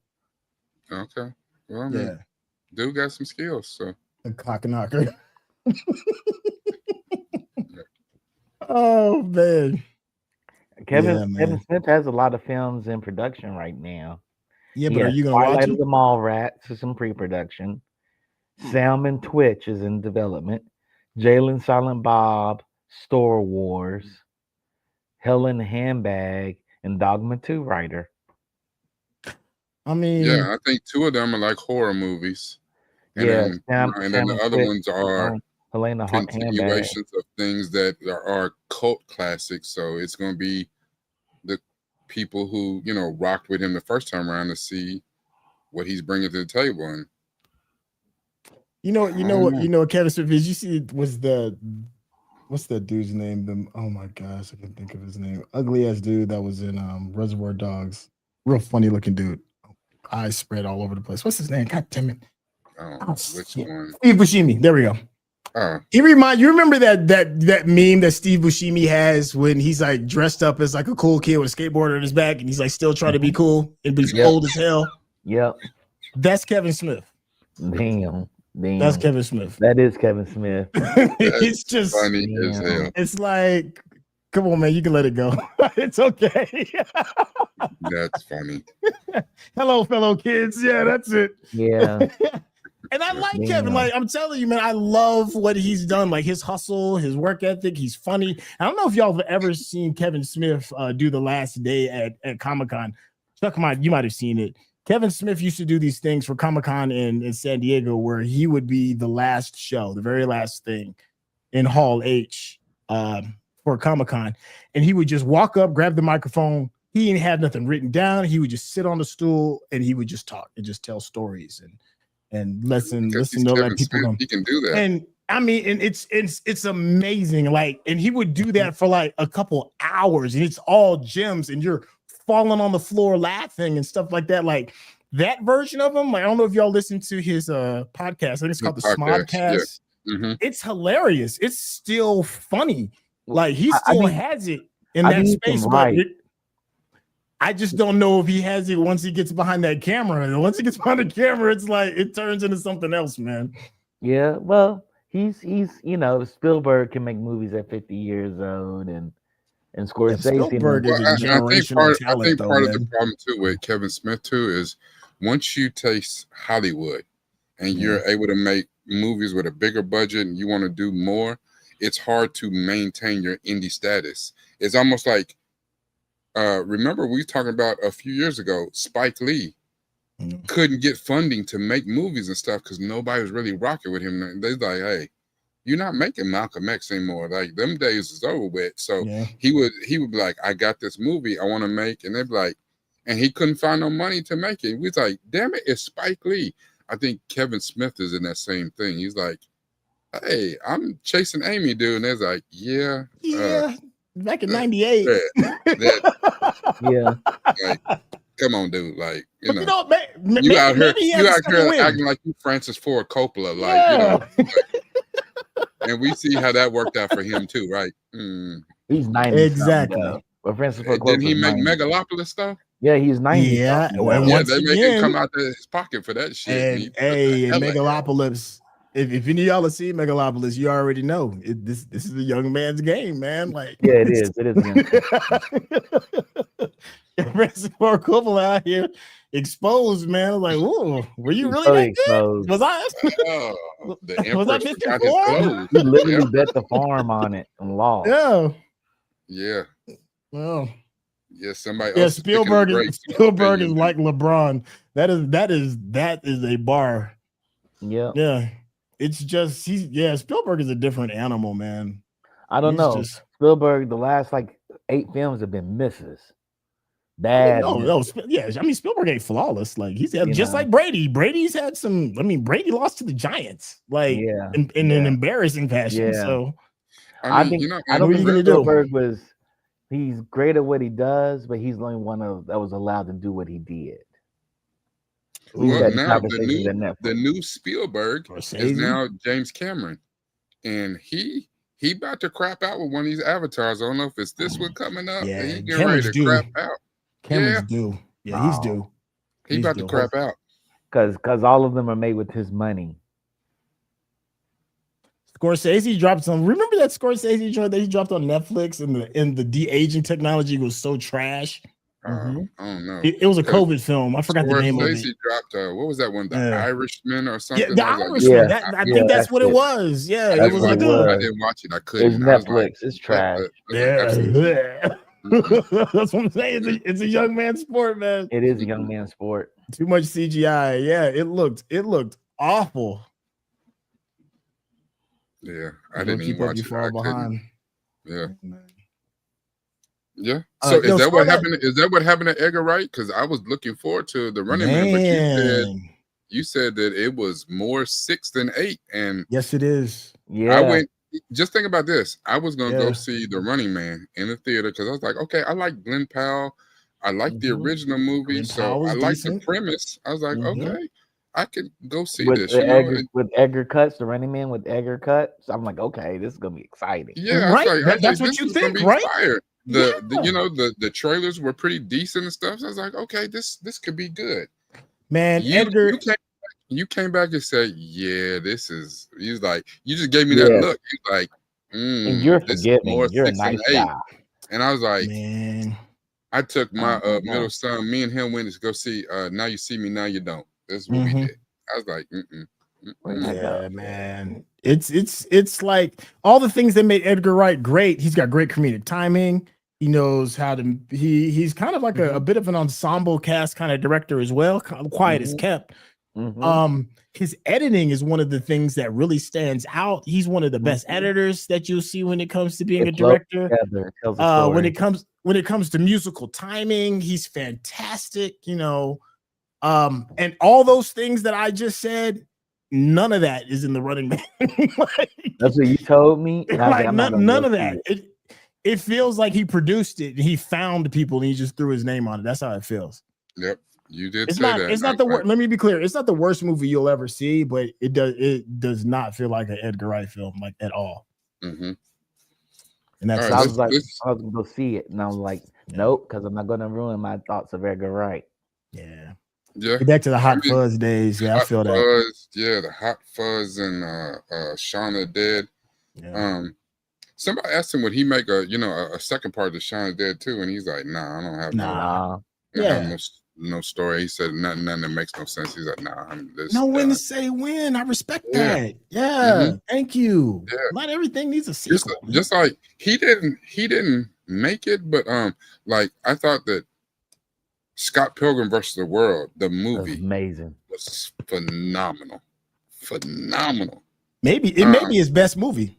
It may be his best movie. But then when they did the TV show, they have a movie about Scott Pilgrim, and it's not about Scott Pilgrim. Yeah, I was like, what happened? I can have a show about Scott Pilgrim, and Scott Pilgrim's not in it. But he didn't do that. Right? He just produced it. Yeah, I don't think he wrote it directly. I think he just had nothing to do with it. Yeah. We were all excited, man. We were like, it was Brian McNally series coming. It was Brian McNally. Yeah, we like, okay, we get a new story from a different angle, and basically, it's bad. Yeah, that's what Brian McNally wanted to do. He's the guy that wrote Scott Pilgrim. So he's called. He's telling what if Scott Pilgrim didn't exist in the series? Mm-hmm. No. It's called Scott Pilgrim. That's like making a Batman movie, and you're like, what if Batman didn't exist in Gotham? Then what are we watching? Have that. They do have that. They made a whole video game off of that.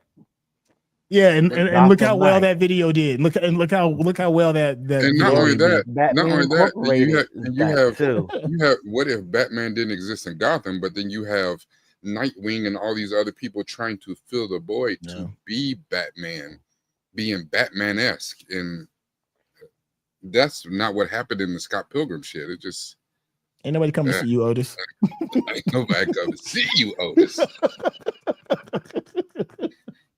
Yeah, Penguin. All right, Penguin. I'll give you that. Penguin is an exception. Penguin is a phenomenal movie. But the show is called The Penguin and ain't called Batman and them.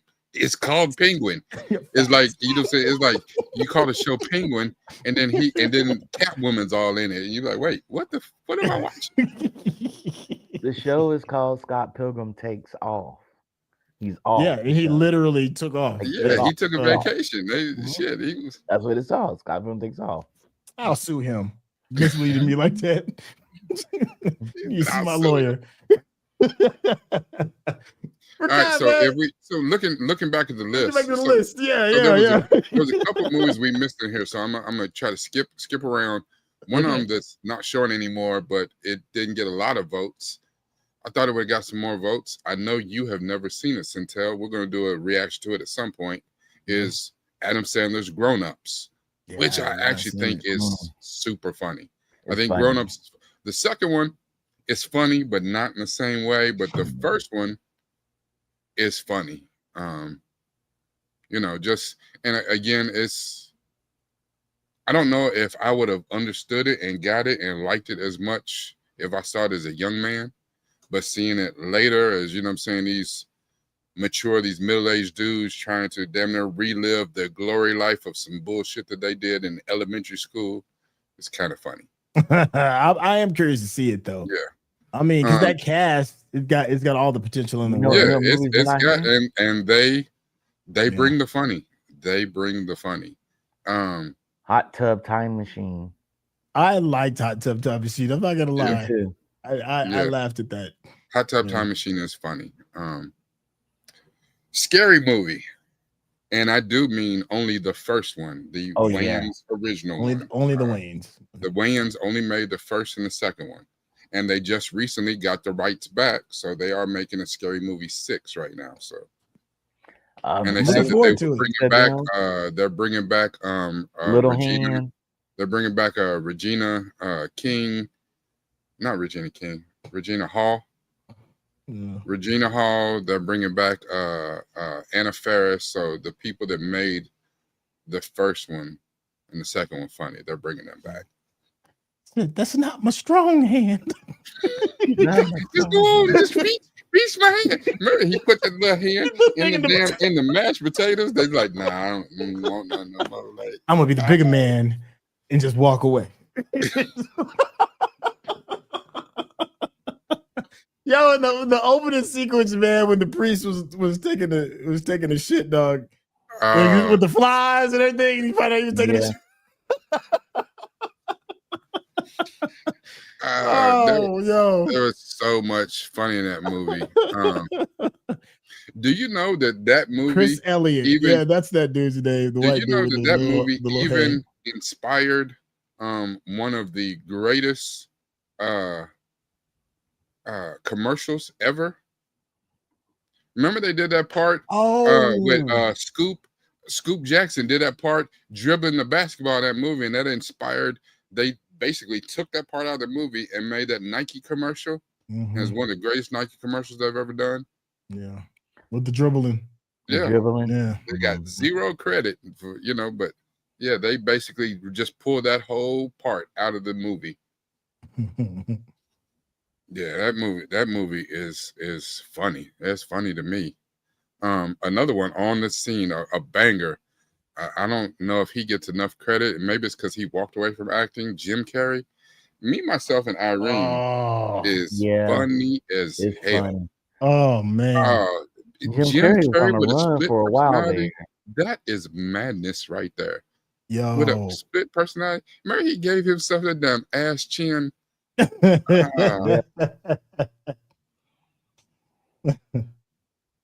again, a young Anthony Anderson was trying to make it for a minute. He turned up as a side character in a bunch of bad movies. But yeah, I think my favorite, funniest, and it's on my list. My favorite, funniest Jim Carrey movie of all time is still to this day Dumb and Dumber. I know we're not getting to our full zero, but just on here. Dumb and Dumber is one of the first movies I see in the theater. That snowball scene when the old girl was like playing with him in the snow and he rolled that snowball up and fired off in her face from like 5 feet away. I choked on my popcorn in the theater. They damn near had to wheel me out on the stretcher. I was laughing so hard at that. That damn dumb. It's too many quotes. It's funny how certain things affect pop culture. I saw an Instagram post recently, like somebody made like a joke, whatever, and it was for a school. So where I live, Louisville, University of Louisville just played the University of Kentucky in basketball. Usually, University of Kentucky has been beating our ass, but this year we beat that ass.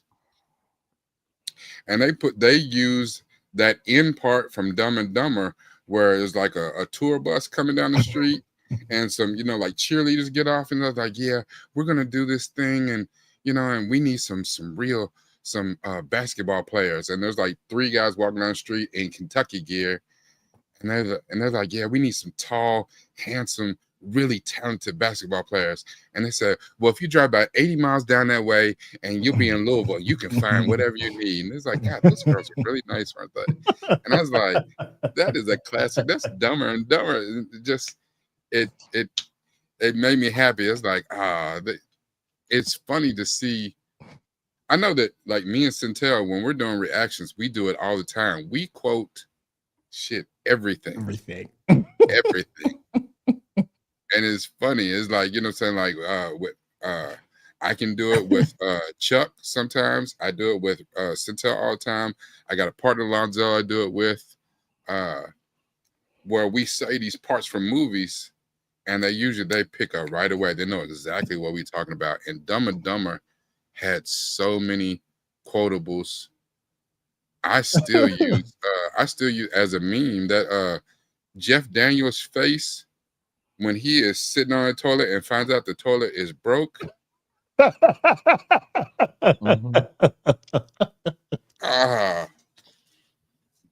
Yo, that is hilarious. That part is hilarious, man. I think the part that gets me, man, is how annoyed the assassin is when he's in the dog car and he's sitting in between them. When you hear the most annoying sound in the world.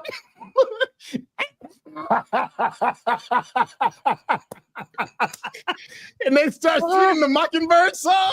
I am done. I am done, in the middle. I'd have lost my shit. Because there's a moment there where he's so annoyed he actually goes in his chest and his thing to get the gun, but they make the turn before he can pull it out. Yo, he was ready to hide some right then and there.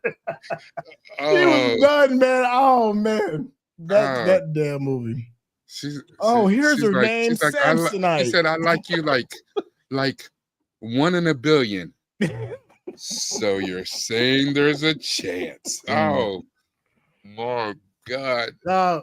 When he was in the limo and he was wooing her and he was like, goodbye, my love. And he hits the car. And the airplane pops out. That damn Jim Carrey was in his bag. He was in his bag. Dog. He was doing it. He was killing it. Oh man. Oh my God. Yeah, that movie, boy. And he's another one of those people that he had that run in the 90s. There's a bunch of his movies I could have put on here. Oh, it was like a Will Smith run because he had Dumb and Dumber, he had The Mask, he had Ace Ventura 1 and 2. He had Liar Liar. Oh, yeah, see. And then he did the cable guy and tripped. Yeah. And never recovered. And yeah, he was never the same after the Cable Guy. But that run, he had a legendary run. He did. Yeah. Wait a minute. Hold on. He did recover from the Cable Guy. Because he did Bruce Almighty. Yes. That's funny. Yeah. And then he did the Grinch. Thank you. He threw his clothes off and stretched them. That's Jim Carrey.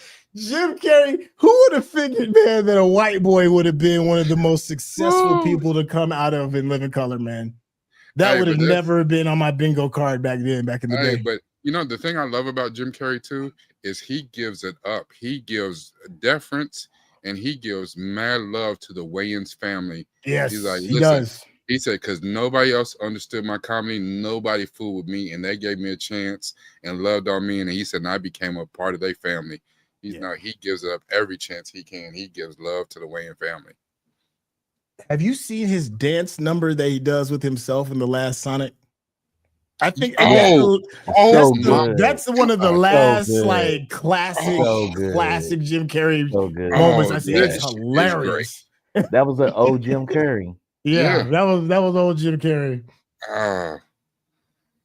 He was in Kick-Ass. I forgot he was in Kick-Ass. He was in Kick-Ass? Yeah. He was what's the name's daddy?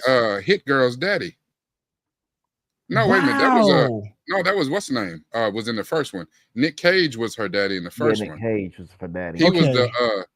He was the soldier with the German shepherds in the second one. I gotta see it again. Man, it's been that long. He's in Kick-Ass too. Yeah, he's the one that kind of starts their group back up and takes over, and he's got the German shepherds. Yeah. Okay. Yeah, he's in Kick-Ass too. He didn't like it because of the pro-gun message. Yeah, you know, Quiet as Kept, man, he was a really big activist on Twitter back when it was Twitter before it was X. He was a really big Twitter activist. But I mean, he's still like that though. He's really into a lot of conservation and things like he's really outspoken. I kind of like that about him. Oh, the Grinch.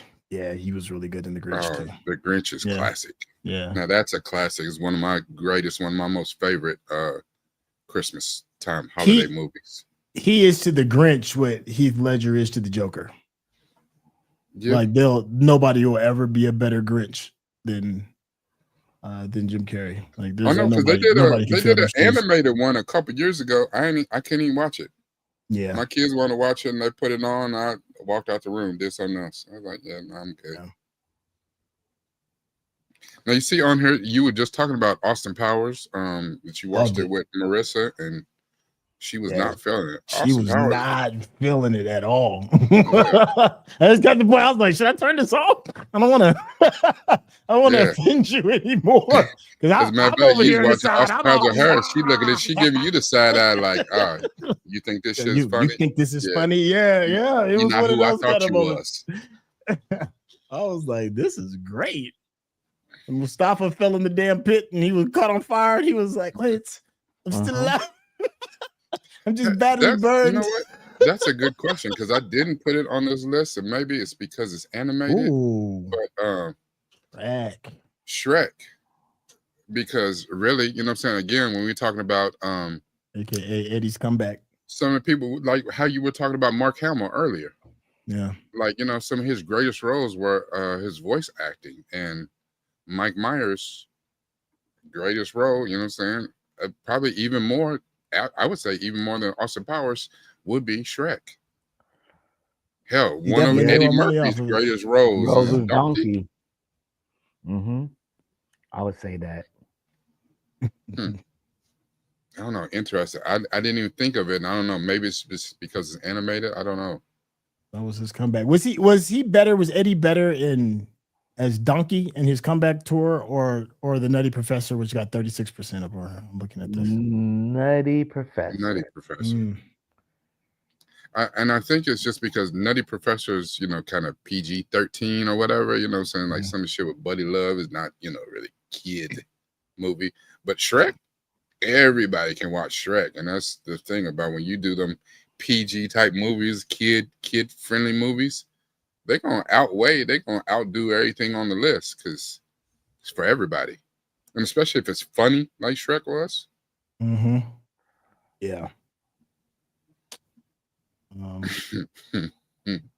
That ass and titties. Put the beef in the taco.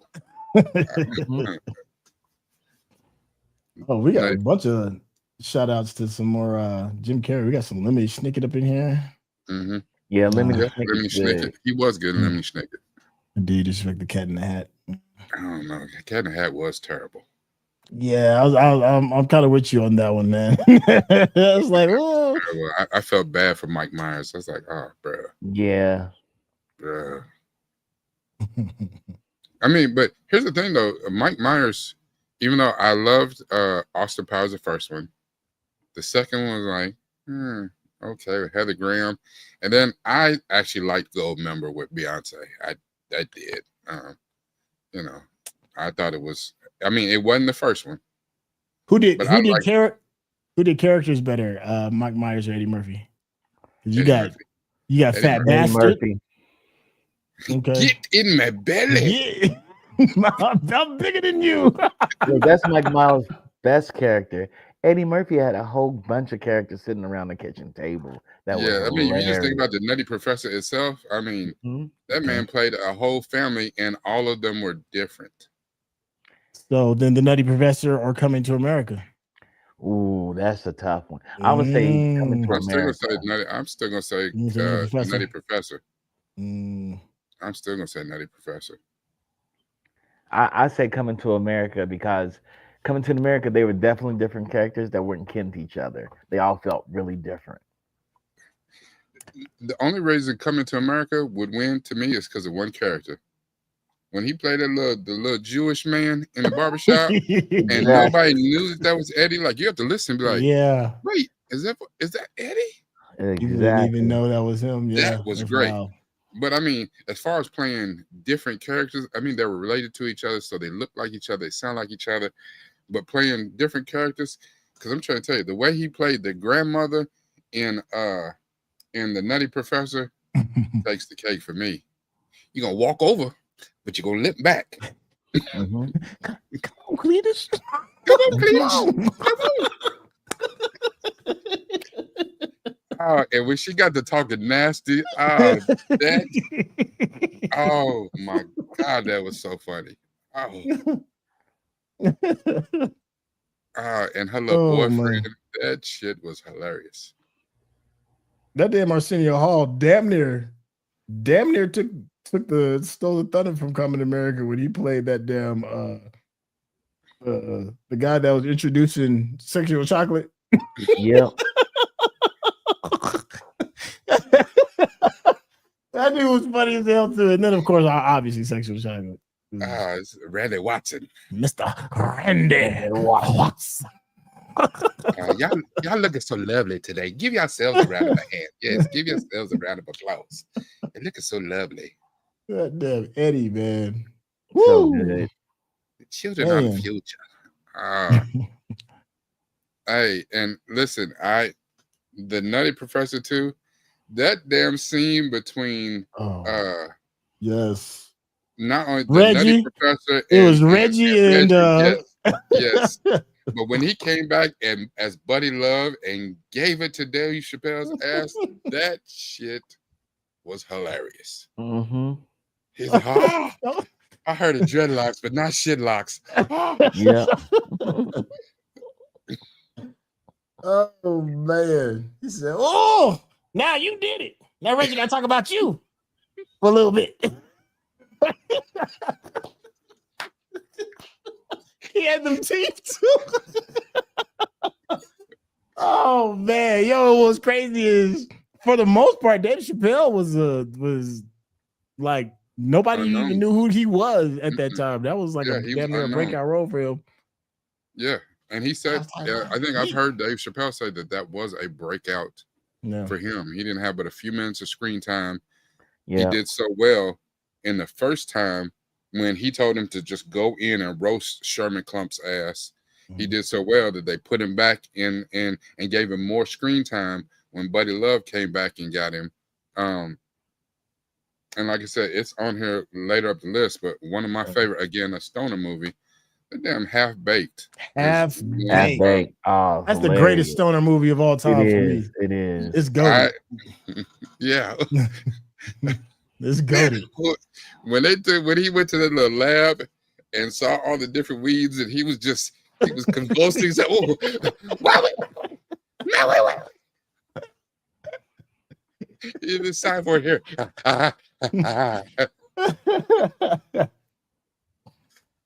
Yeah, I mean, that damn movie, I could damn near quote every single line. That movie is classic. And you're not wrong, too. I first remembered Dave Chappelle from Robin Hood and Men in Tights. What's his name? Achu? I think that was his name. Yeah, Achu. Yeah. But it was just one of those, because the role was because he was like smiley face. Yeah, hip hop Robin Hood sidekick. I was like, okay. And Carrie Elwes being Robin Hood was one of those, it was very akin to the kind of humor that he did in The Princess Bride. So yeah. I choose son of a sneeze. Yeah. All right. One movie that's on here that I'm surprised it got as many votes as it did, really. House Party. Ain't gonna hurt nobody. I mean, I loved it. It's a good movie. Yeah. Robin Harris. Robin Harris. Follow drip. And really, the funniest thing in the movie to me, I was watching something on them on TV the other night. The funniest things in the movie to me was the oldest high school kids in the history of high school besides Grease. Goddamn Full Force. Full Force. I smell. I said, these dudes. I mean, what's the name? Paul Grown men. Paul Anthony. They look like 3 WWE wrestlers, and they're supposed to be in high school. They got full mustaches and beards, and that was back in the day when they had them wet ass Jerry curls. And yeah, he looked like he was damn near 40. In high school. Mm-hmm. The one song that they danced to, and where they did their famous dance when they did the dance off against Tisha Campbell and the other girl. Did you know that song was by Full Force? That's Full Force's song. No, I never knew that. Yeah. Huh. I can see that. Yeah, they were very instrumental, and I didn't know they had as many hits as they did. They had a lot. Not my type. My type of hype. Mm-hmm. Yeah, that's full. That's a Full Force song. Yeah, you look so fine. I knew that. Yep. Not my type of hype, baby. Yeah, boy. Yeah, them jokes. Yeah, that's back when you had to dance hard, boy. Yeah, you had to dance hard. You had to come with it. You had to, those are the days before you went to like your little high school dance or whatever it is, at the small little house party. You and like 2 or 3 of your homeboys had to have like one quick little routine, before you walked in there and then you get your little thing in. Hey, that was my thing. And back in the day, yes, when I was a young man, a slim man, yes, I was a dancer. Yes, I could throw down. Yeah. Yeah. Damn. That's a thing that people don't know about today. That movie, House Parties. Some of the best parties I've ever been to were house parties. Facts. I became a minion at the house parties. Listen, I'm not going to ask any questions about that, Chuck. Listen, I know you was with my brother, and listen. It was almost like Vegas. What happens at them places going to have to stay at them places without incriminate. I remember I went to a party. What was that thing, Chuck? What was it that they used to do? Was it Winchester Day? Yeah. They did something every year in Winchester, Kentucky. Winchester Day. They had Winchester Day. Mm-hmm. It might have been just Winchester Day, and they did so. Winchester's 35 miles from Lexington. It's about 35 miles. Okay. So I remember one year I went to a house party. I was in high school. I went to a house party, and but it wasn't inside the house. It was like they had another structure next to the house, and it was almost like it wasn't a barn, but it was brick. It was all brick, but like like the brick in school. It's the brick kind of that large brick that's been painted over. Brick. So yeah, it was I don't know. It was a single story, but it was kind of a long building. And I was like, what did they store stuff in here or something? I don't know what it's used for, but it was next to the house. So they had the party in this place next to their house. Okay. I remember that party was jumping, and they closed the doors, and because it was brick, it was one of those things where it became one of them summer parties like you see on TV, where everybody was in there dancing and sweating so hard. The walls were wet. It almost seemed like it was raining in there. It started raining, yeah. In the 90s. Used to come out of 559. Yeah. And the ceiling would rain. Yeah. It was like it's raining in there. I was like, man, I'm so happy that you said that, because I've said that to somebody and they were like, "You're bullshitting." I'm like, no. Not at all. I'm like, no, the ceiling would rain. Because we would dance from damn near 9 o'clock till damn near 4 or 5 in the morning. Yes. In them hot summer days, man. Yeah. And the ceiling would rain. Yeah. You walk in the club with button downs and polos. We would walk in the club with a towel. You have a hand towel. Yeah. Because you came to dance. And back then, that was the original.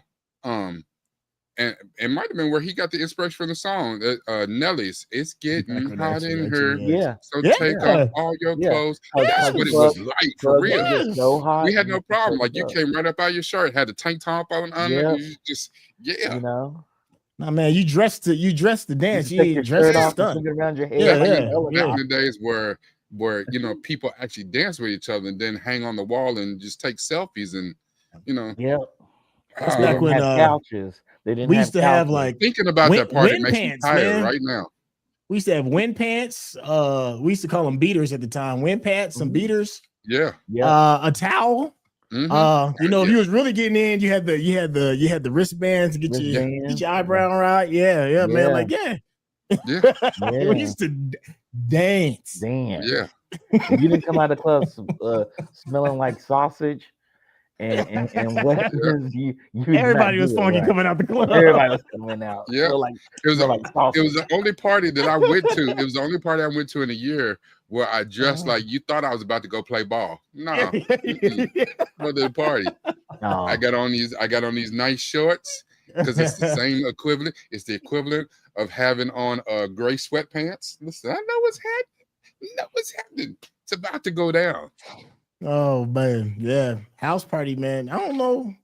That era may not come back again, man. That might have been it. I don't think so. Not in the social media era, no. Smelling like I think because now they have cameras everywhere, and people can be embarrassed. Nobody dances really.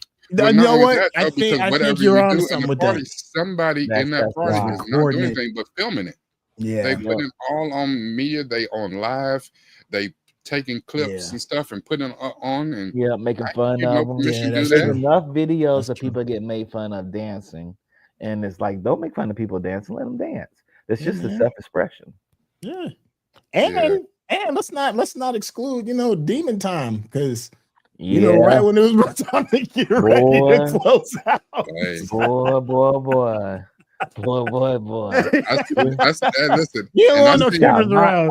I see many of my partners be dancing with that girl and be like, like in the daytime and at school, I might not talk to her ass. Never. But in the middle of this body roll, the way she got me filling up under these basketball shorts, it's about basketball. To go down. It's about to go down.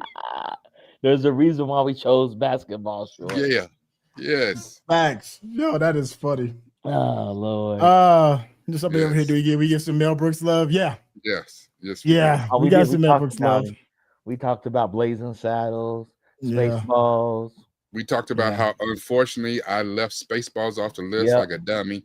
It's one of my top 3. That movie so Pizza damn the Hut. silly. The damn Pizza the Hut. Isn't one of the actors' son is reprising their role, right? Was it the guy that was the Lone Star? Lone Star's son is reprising his role, right? Yeah. Okay.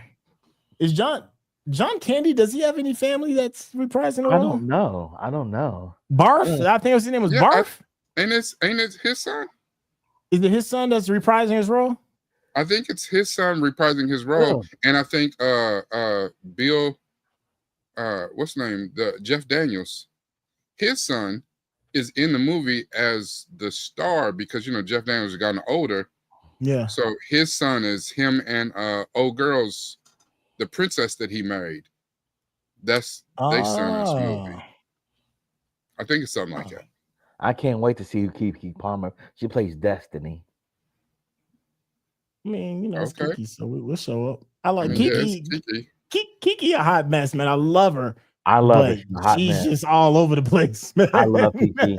And Quiet as Kept. What was that movie we just did the reaction to? That movie was funny as hell. One of them days. One of them days. I haven't seen it yet. Hey, that movie was funny as hell. Yeah, Kiki Palmer got she got something. That damn Kiki and that damn SZA.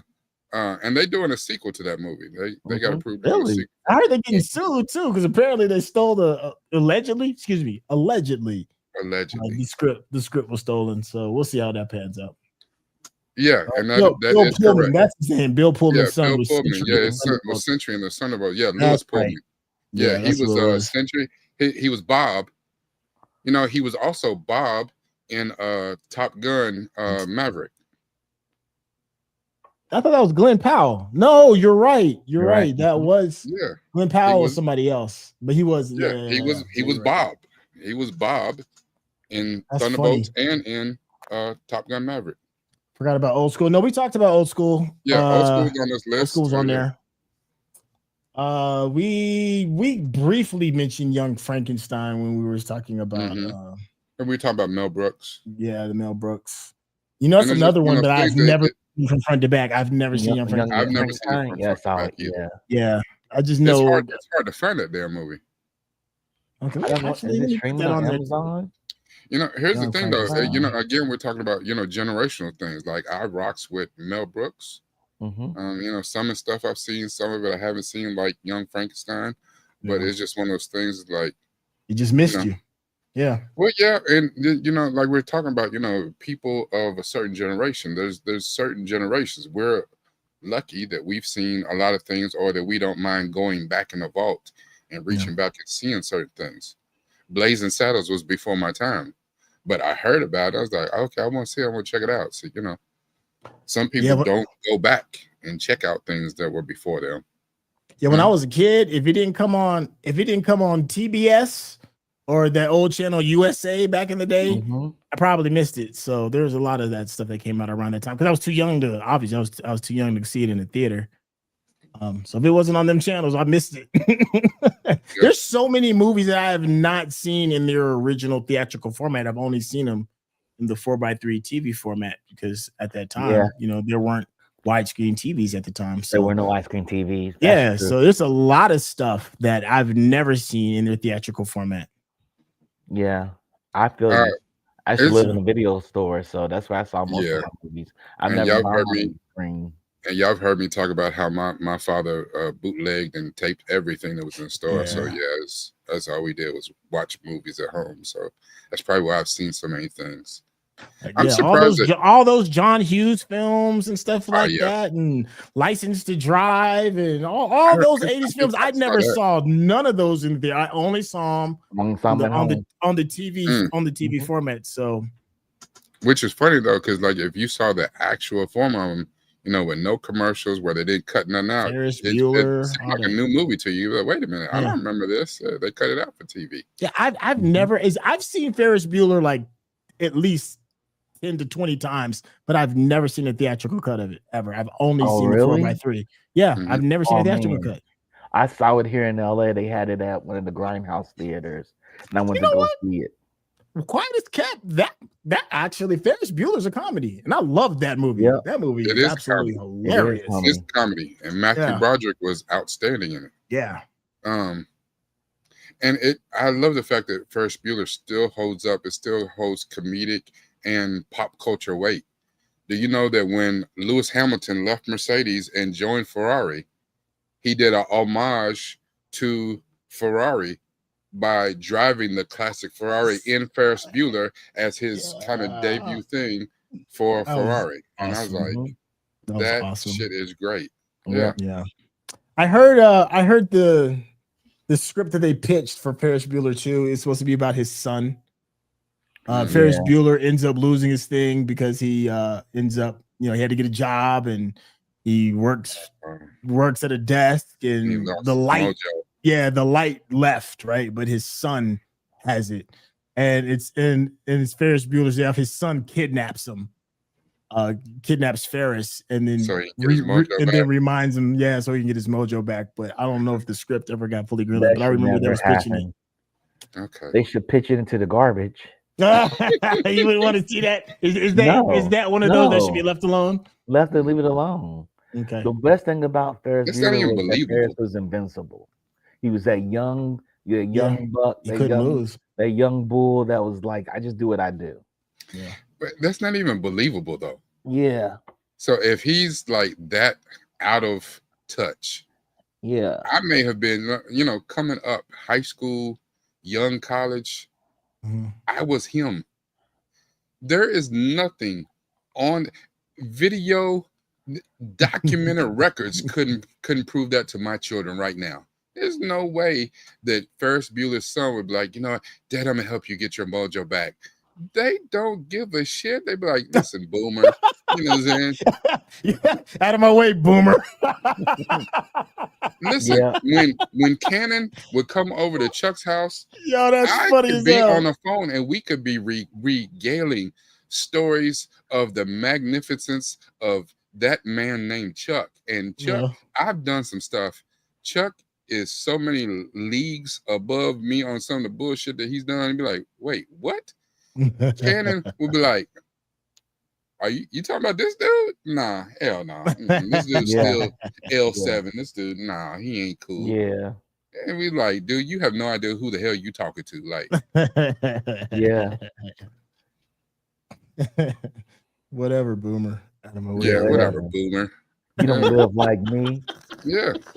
You ain't got these limited editions. Yeah, my kids will say some shit to me. I'd be like, limited. I'd be like, well, back in my day, and my kids would be like, Dad, y'all didn't even have that when the dinosaurs was out here, like, and I'd be like, really? That's what we doing? Okay. Let me ask you. So, American Pie was legendary in the 90s. Superbad is legendary in the 2000s. Which one's better? And I'm asking y'all in the chat.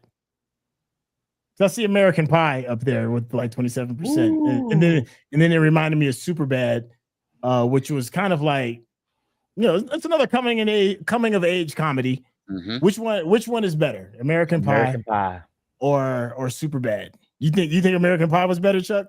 Yep. Ooh. Okay. What y'all think in the comments? American Pie was my movie. I saw that movie a million times. To me, it's Superbad. Superbad takes the cake to me. I'm with you on that, Rikai. Yeah, Superbad takes the cake to me. That's what Superbad. But I'll say this: the initial shock value of American Pie was way higher than Superbad. Like the whole flute thing and. And it's one time at band camp. Oh shit! Yeah.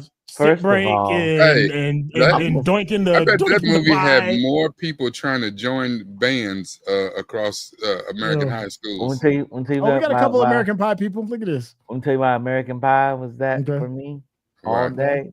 What? Because Shannon Elizabeth was in it. Hey, listen. And nobody couldn't tell me nothing about Shannon Elizabeth. She made me wanted to go to Europe to study abroad. Yeah. Oh man, when they was watching them, my man kept messing it up. Oh man, I think the shock value of American Pie was way higher. It It came out early. Nobody saw American Pie. McLovin and them are funny, but because they're goofy, nerdy kids. But I put they're in the same vein as like Revenge of the Nerds with less camp. I get what you're saying. Can you make that? Can you make either of those movies today? What? Revenge of the Nerds? Super Bad? No, Super Bad or American Pie. You can't make that either of those? Oh no, you can't do that no more. Oh no, that's done. We're done with that. We're done with that. And you definitely can't do Revenge of the Nerds, and you definitely can't do American Pie. Yep, I did not know that word MILF until American Pie came out. That's what made it popular. Never knew it. No. Yeah. Here's somebody. So before Super Bad, there was Napoleon Dynamite. Yeah. That was actually the movie that put MTV Films on the map, right? It did. Yeah, that was the one because MTV Films was never a thing until then. For the Wanda.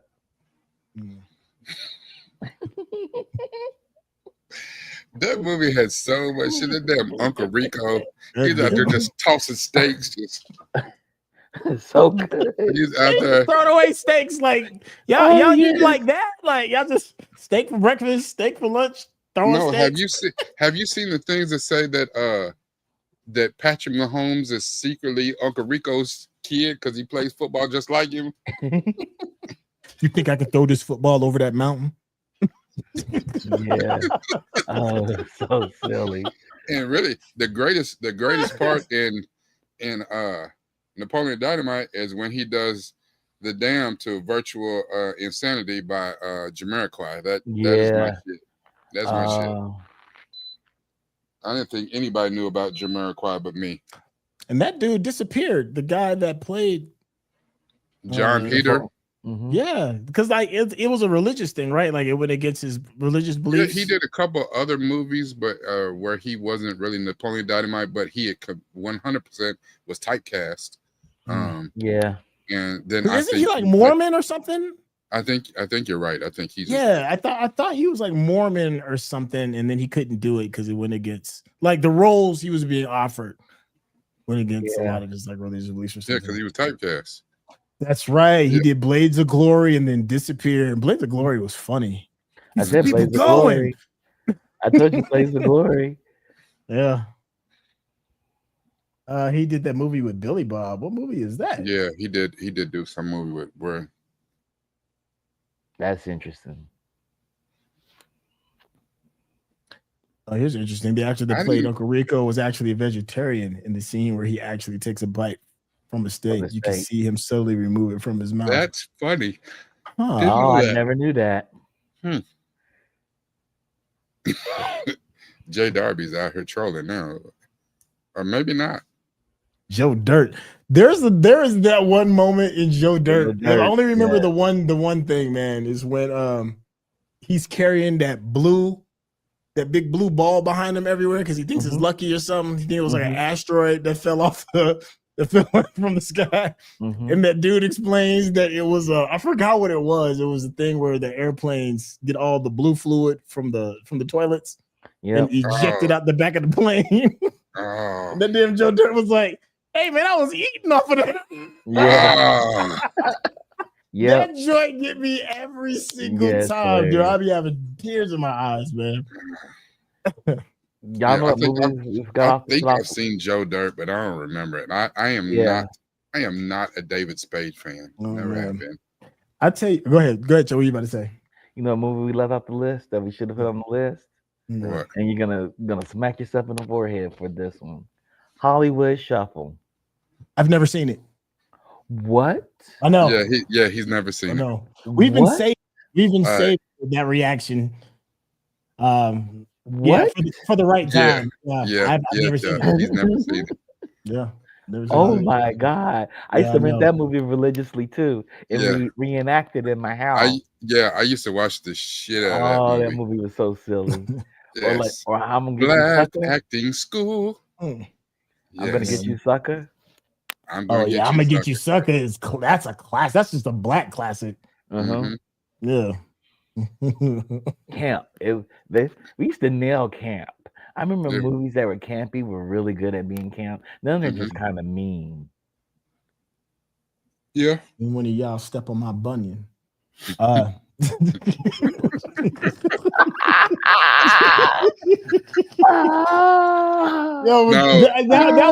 that was the movie where Chris Rock really, when I realized, okay, I'm gonna give him a chance. Yeah, because when he came in there with the little bit of change, no, just one rib. So he's hungry. I show he's hungry. He said, hey man. He said, just pour it in my hands. Show he's hungry. Now let me get sip. The fuck cup, just pour it in my hands. Oh, Travis came hard. Travis came one of the greatest movies of all time. What? The Jerk. I've been trying to get Rikai to watch it. I've never the seen Jerk is great. Oh my god, it's so good. The Jerk is man. I've never seen it. Oh my god. Somebody's mad at these cans. Stay away from the cans.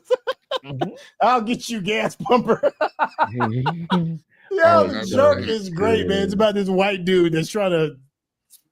It's a coming of age story, actually. I know it's a Steve Martin movie. He was raised by a black family. He's an idiot. And then they send him off into the world to become a man. But even though he was raised by a black family, he ain't got no rhythm. He ain't got no rhythm, got no common sense. So black people, they just look at him like he's crazy. They love him. Yo, I never see it played anywhere. Like nowhere. But you know what I'm saying? Based on this conversation, that would be a good thing. Because you guys saw it at a different time and it's absolutely hilarious to you. I've never seen it. We should watch it at some point to see, does it hold up? Does the comedy still hold up? You know what I'm saying? Like, yeah, I don't know if it still holds. I haven't seen it in at least 20, 30 years, man. It's been a long time since I've seen parts of it recently, like probably like 2 during the pandemic, and it was kind of funny. It was it felt like it had that old movie feel to it. It's kind of like Blazing Saddle.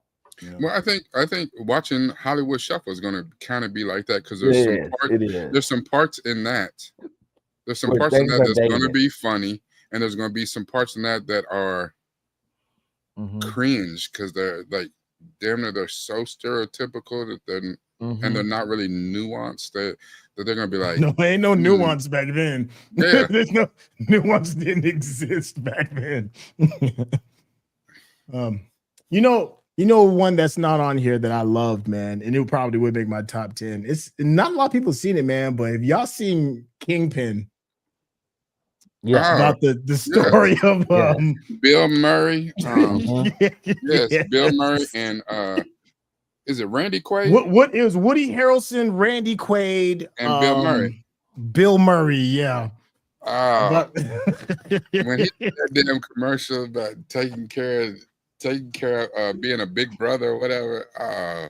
That damn Kingpin. Make sure that you don't get Munson. Just make sure that you don't get Munson. When my man's came back early in the morning, he thought he was doing something, and he was like, "Yeah, I did all the chores." He said, "I milked the cow." He said, "So we don't have a cow." he was killing me. He said, "We don't have a cow, but we got a bull." Rocky Matter said, "Grumpy Old Men." I love Grumpy Old Men too. I never seen Grumpy Old Men. Oh, you need to watch it. Then you have Grumpy Old Men. Oh, they're so good. Grumpy Old Men is so good. It's me when I get older. I'm gonna be proud to be that grumpy. Hey, listen, the way Bill Murray's toupee would fly up, and then the way he would smooth it back over though, and then talk to his bowler ball. Come on, we need this. Like, I said, Yo, in the beginning when he had the money to pay his rent, and he had to knock down old girl. She said, "Damn, killer, I think you knocked something loose." Yeah.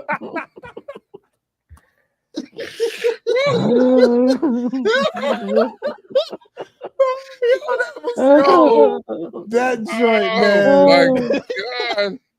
That was so funny. I was like, oh, I'd have threw up for days. Oh my God. Oh my that God. Damn Kingpin, boy. Oh man. Oh, that was disgusting. Let's see. Oh, from my blurs out there. Do you consider Hitchhiker's Guide to the Galaxy comedy? Yeah, of course that's comedy. Oh yeah, it's comedy. Yeah, definitely. The movie is awful compared to the book. The books are incredible. Yeah. I remember reading the books when I was a young man, but I don't know. I think it's Most comedy. Def was in the movie, right? Yeah, Most Def was in that one. It's comedy, but you know what I'm saying? You have two actors in it who don't really give comedy. They have funny lines, I guess, but you got Martin Freeman. Yep. And Most Def, and that's just like, yeah. I mean, actually, the best thing about the movie is Alan Rickman as the robot. Yep. The robot, the depressed damn robot. Alan Rickman is the best thing in that movie. He's damn robot. I think Most Def gets like alley oops to comedy because he was in Be Kind Rewind and it was funny. Oh, I never saw that. I never saw Be Kind Rewind. I heard it was funny. Never saw it. I remember him and he did 16 Blocks and he did this one dramatic joint that was off the chains. It was like something the Lord made or something like that. Yeah. He played the doctor. He was amazing in that. Like he had chops in that. Yeah. Let me see what else we got over here. Hold on, let's see. So back on this, you see Major Payne got 0 votes. Wow. Yeah. I looked at it like it's funny, but I don't think it's like anything that's funny compared. The Wayans brothers are hard because they did make one of the funniest TV shows, sketch comedy shows ever. The greatest sketch comedy show ever. Yeah. Like they outside of maybe Chappelle Show. And that's why we only stuck to movies and stuff instead of mixing it in with TV shows, because again, that goes to people, it's subjective, where I might say Martin or In Living Color, Chappelle Show, The Boondocks, and somebody else might say, well, no, it's Seinfeld, Curb Your Enthusiasm, everybody loves Raymond or some shit. Friends, I don't know what people, I'm like, I mean, culture plays a big part to it, man. Yeah. Because I know people that swear up and down Friends is one of the greatest sitcoms of all time. Like swear by it. And I'm like, I watch Living Single. Yeah, it's Living Single. Get the hell out of here. Yeah, so but culture, and, well, I mean, since we're talking about the Wayans, right here, White Chicks, making my way downtown, walking fast. That song don't even belong to that woman no more, because all I can see is Terry Crews singing it at this point. Like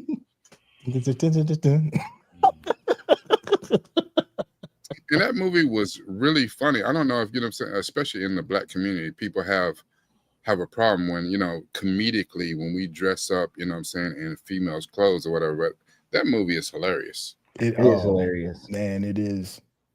But it is funny because I've seen it many times. People be like, well, somebody else would have made that movie, it'd be offensive. And I'm like, you're right, it would. Yeah.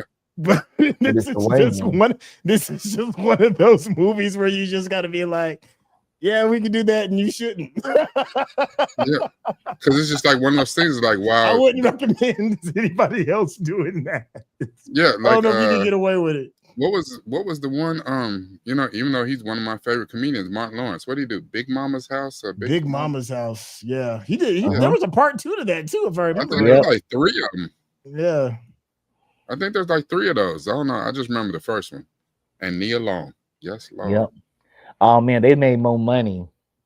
They introduced the world to Stacey Dash. Ooh, yes, they tell did. Me nothing. She couldn't miss. Yes. Damon and Marlon. But yes, Stacey Dash. Lord. We were just talking about her King magazine debut. Yeah. Mm-hmm. One of the dopest magazine covers I've seen in quite some time. Absolutely. Yeah. Back when bodies was still natural too. Yeah. It's funny too, because if you look at that now, it wouldn't hold by today's standards by what those it wouldn't make it on the cover, because somebody, you got to have a BBL or they would Photoshop the hell out of it. Different now, Photoshop it up. Yep. Mm-hmm. They would kill it in Photoshop. They would ruin it in Photoshop. Hot take. I think the dressing in women's clothes was a new age gripe. I didn't hear anything about it till Chappelle had that interview on Oprah. I can't lie, I did hear about it before then. I heard old heads. It's always been a thing. Yeah. No, it's always been a thing. You know what I'm saying? But people bring out what was the comedian Flip Wilson? Yeah. Flip Wilson did it But it's always been a gripe, and they talked about, you know, saying just not doing it. Did Eddie ever put on women's clothes? Yep. Yeah, I thought he did it. He Oh, did well, I it mean, for he did the Nutty Professor. Nutty Professor. Yeah, he's done it a couple times. And Norbit. Norbit, yep. Did Richard Pryor ever do it? Oh, Richard Pryor. Yep, he's. I think so. Yeah, I think he's done it. Bill Cosby used to talk about it. He never did it. Yeah, and there was a few that Bill didn't Cosby do it. They said because there's disposition of seeing black men in women's clothing is funny to white. Yeah, being feminized or whatever. But the thing is, it's funny when it's funny.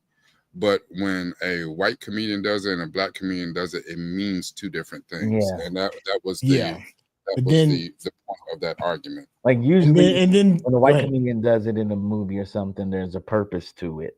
And when a black comedian, we just want to see him. It'll be a scene that doesn't make sense. Well, they used to bring up Mrs. Doubtfire because it was considered almost noble. Yeah. When Robin Williams did it because he's doing it for the greater purpose of getting his children back. Yeah. Right, but yeah. So, but then I remember if anybody did that, right? If you did that, your ass is going to prison. Like you. It's the 80s, man. Like the rules are different. It's 80s. But I remember what was it? What was the joint? It was Patrick Swayze. To Wong Fu. To Wong Fu, that's what it was. They went in on Wesley Snipes. Wesley Snipes. Yeah. Yeah, that about shut him down right there. Yeah, like, that was the movie where people almost turned on Wesley. They did turn on Wesley before you know it. Now he's shooting movies in Czechoslovakia and shit. He did To Wong Fu and Patrick Swayze got none of the heat, like no heat for it. And John Leguizamo.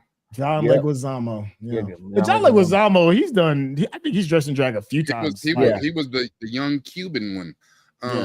They turned on Wesley Snipes so bad. It's like because at that point it's like he couldn't bounce back almost.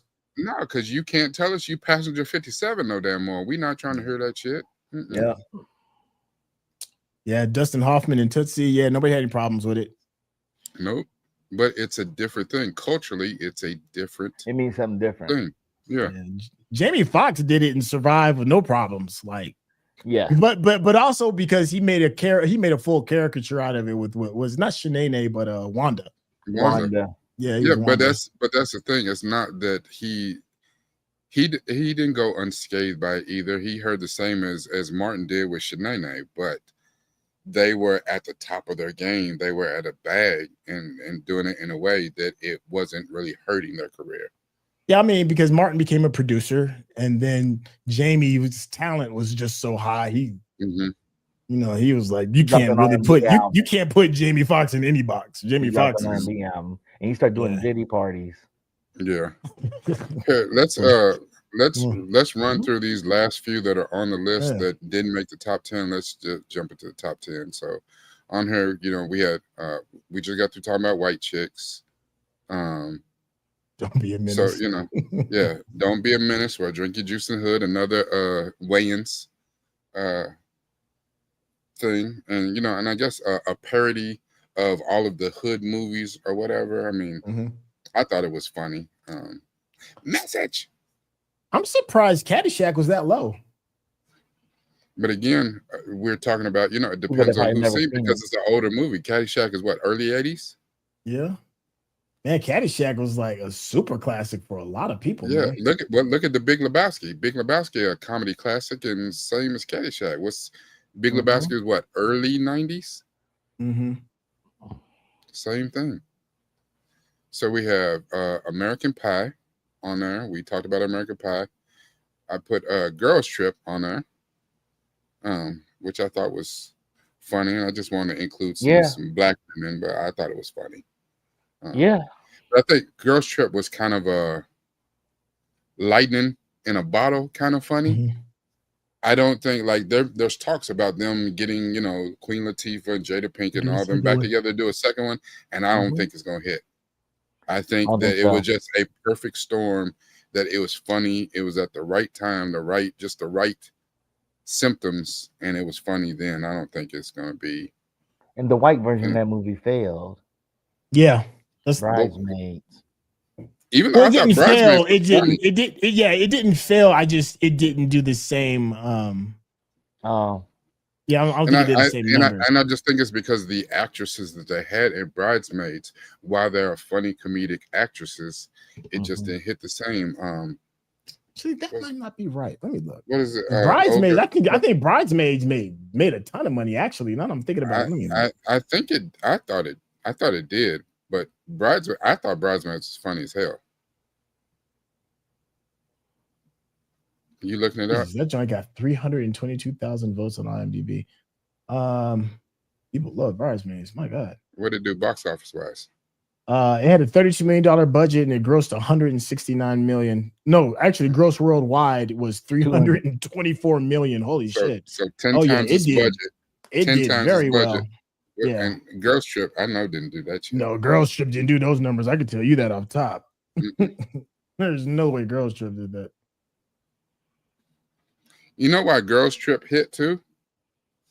Because Girls Trip did all right. They had a $19 million budget and grossed 140.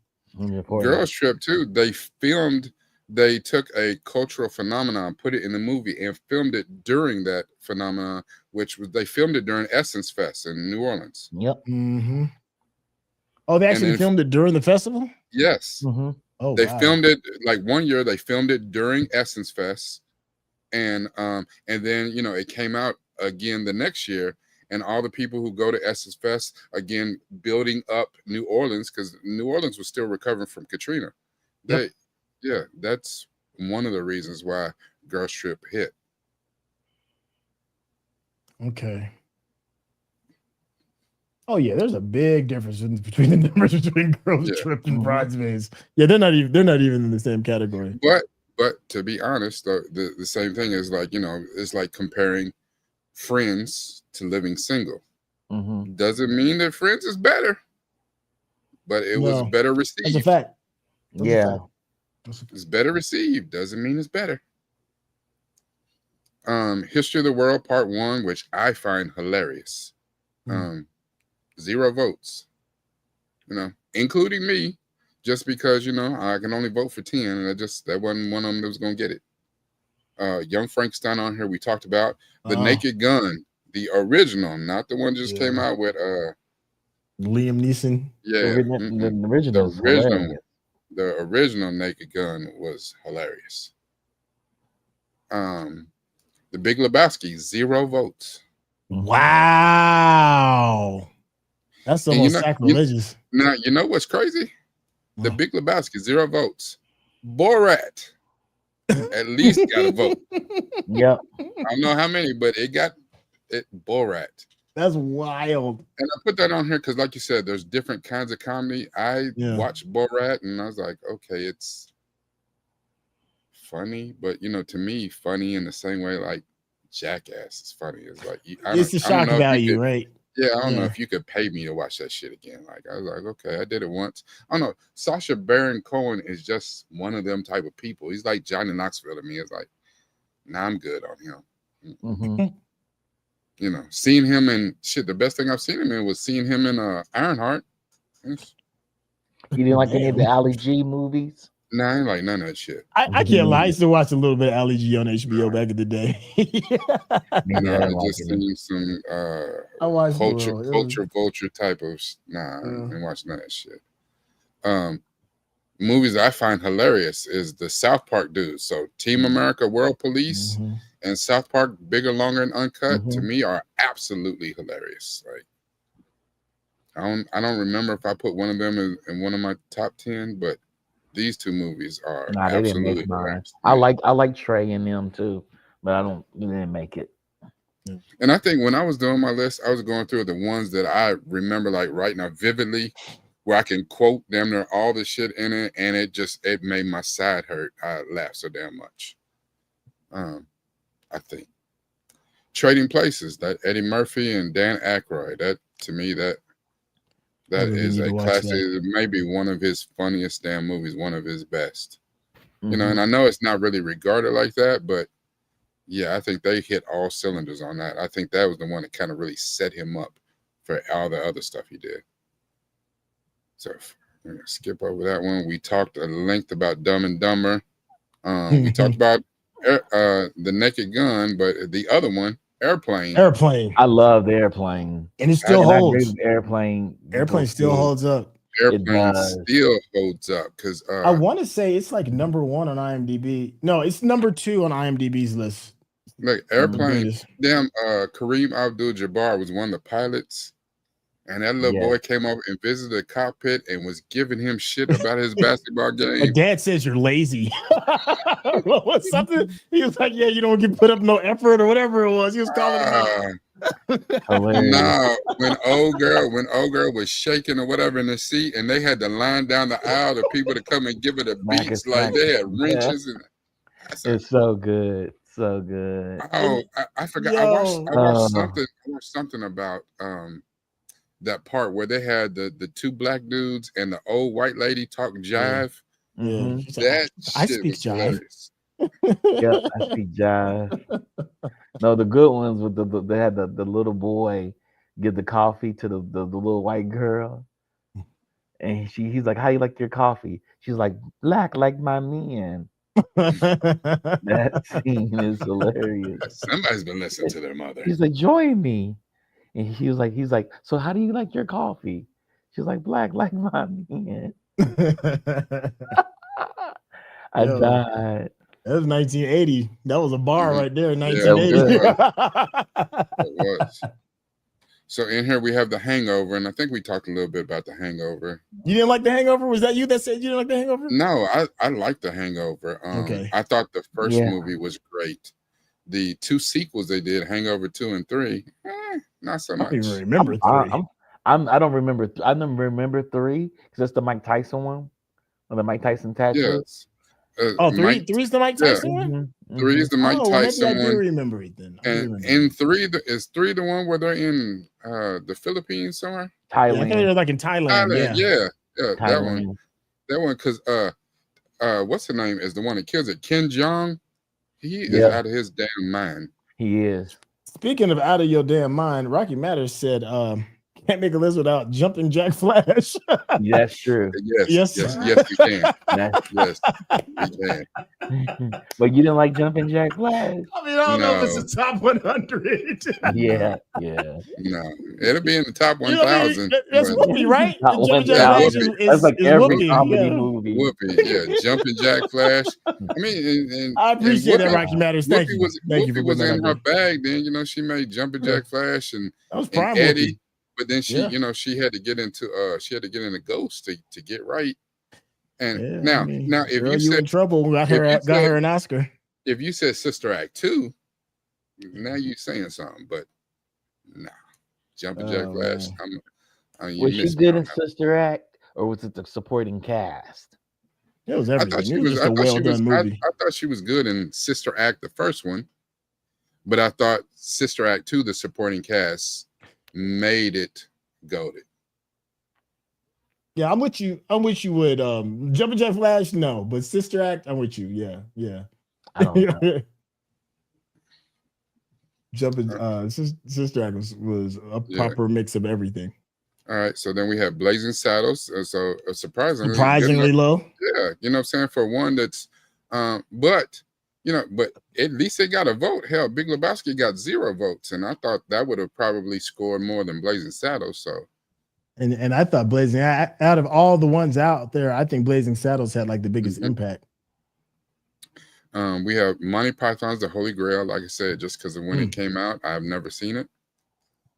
We just recently watched This Is Spinal Tap. I had never seen it before, and while it was funny, it did have some funny moments and some funny dialogue. It's not one of those ones that, did it for me.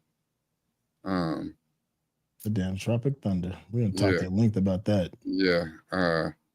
Here's the ones I want to talk about. These right here that kind of did not make the list. So, you got, and I will die on this hill. It was in my top 10.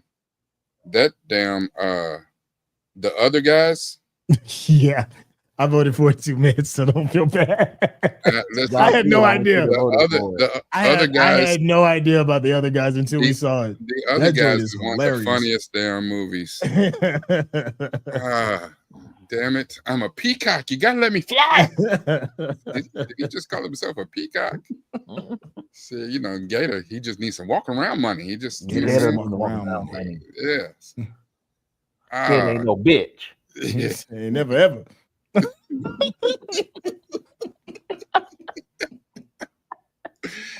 When he just dry fired his gun in the middle of the day. They were so convincing. Oh, yo. Oh, man. Who is that? Man. That's my wife. Nah, who's that really? No. Who is that really? Jessica Biel was like, who's that really? Bye, Sheila. That is a bye, fact. Sheila. No, go in the house. Go in the house. No, bye, Sheila. Yo, that was still the same movie when they was fighting in the middle of the wedding. In the funeral. They was fighting in the middle of the funeral. It was like a quiet fight. Was that the other guys? That was the other guys. Yes, right? yeah, they were at the repast at the reception. And it's like, get him.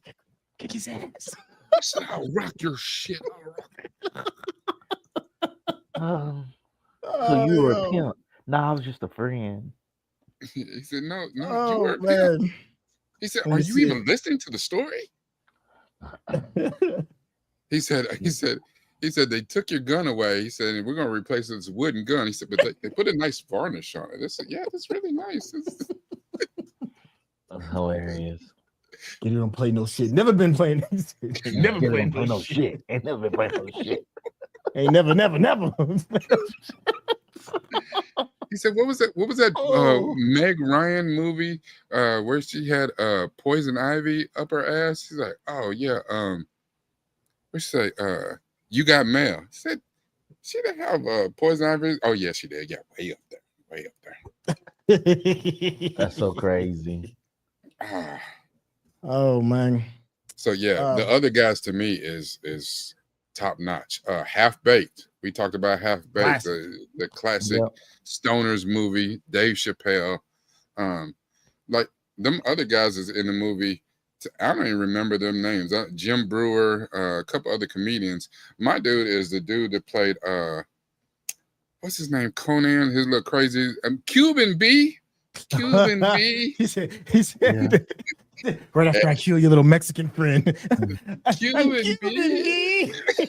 Yes. Cuban B.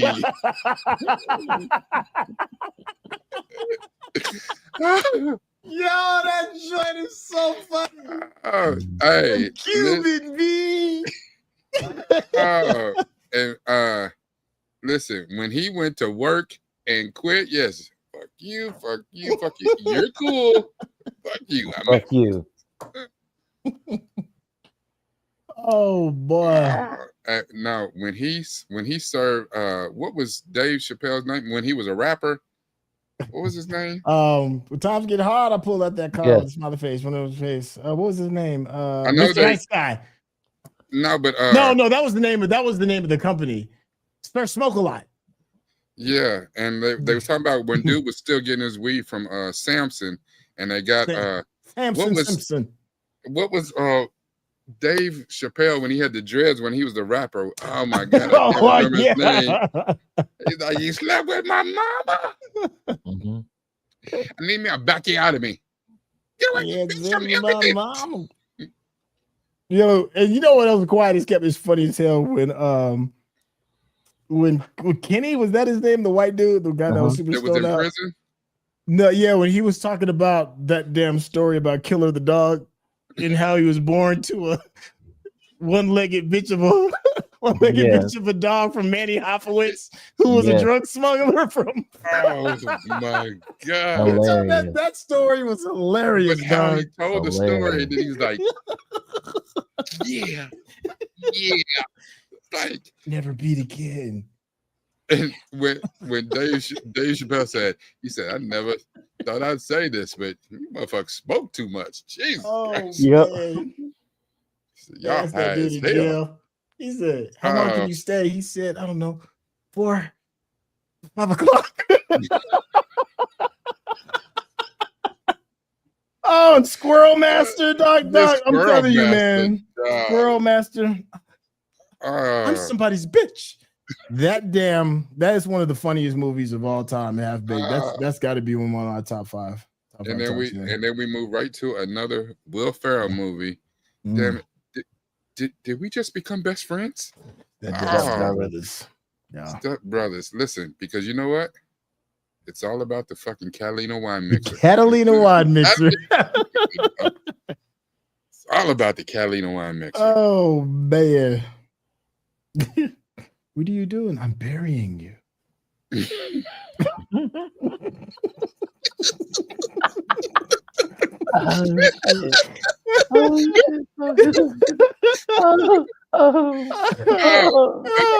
funny. Did you touch my drums? Did you touch my drums? Yes. Hold on.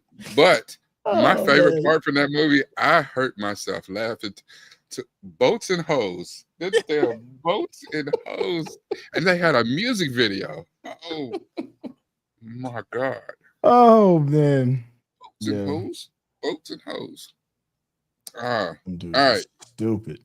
All right. So holy shit. Yeah. I just don't know how much time we've been on. Yeah. That's what I know. Go and talk about comedy. Man. Yeah. All right, so now let's quickly we move through the top 10. Okay. So in 10th place, there were 3 movies tied for 10th. The Nutty Professor, which we talked about a little bit. Eddie was in his bag, just playing all the different parts. So Nutty Professor. So let's just do it this way. 3 movies tied for what are 7th, 10th place. The last 3 movies. Nutty Professor, Jim Carrey's The Mask, and Eddie Murphy and Martin Lawrence in Life. Okay.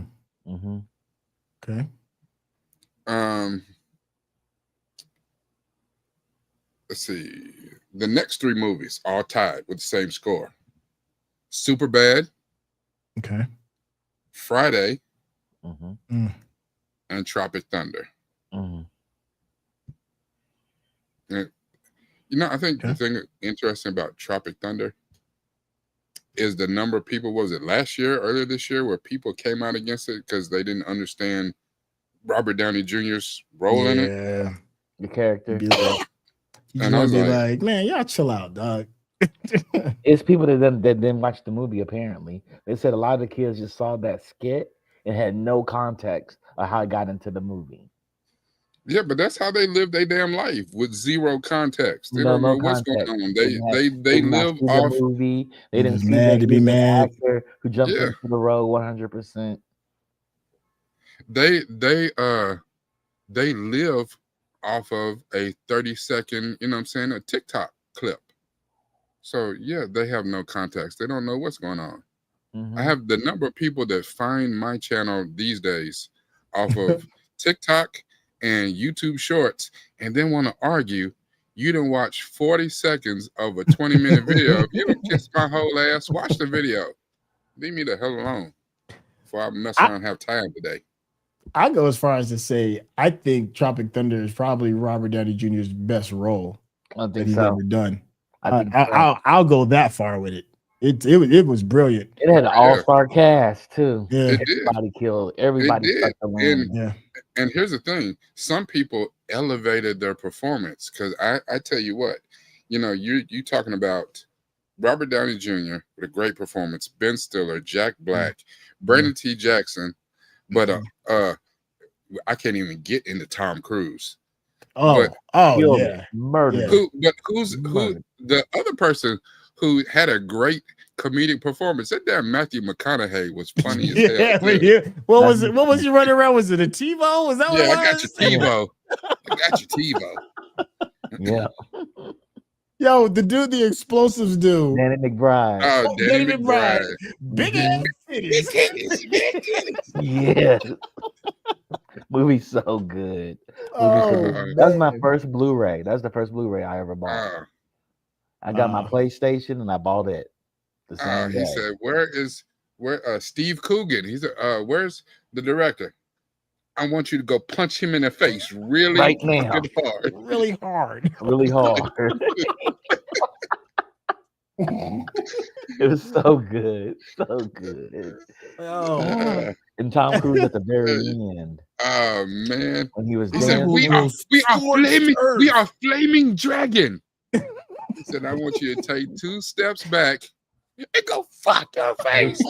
Oh my God! You can look on his face too when he was holding the phone when Tom was going off. He was just I'm just a dude acting as another dude playing another dude. Oh, that is one of the greatest lines ever. Oh man! Yes, Oh, that man. movie is it. It's in my. You like a in my top simple 5. Jack, simple Jack, simple Jack. Yes, never go. You full made my eyes rain. And y'all know that was a shot at for Leonardo DiCaprio, right? No, I thought it was a shot at Cuba Gooding Jr. No, it was Leonardo. It was for Leo for doing Gordon Grapes.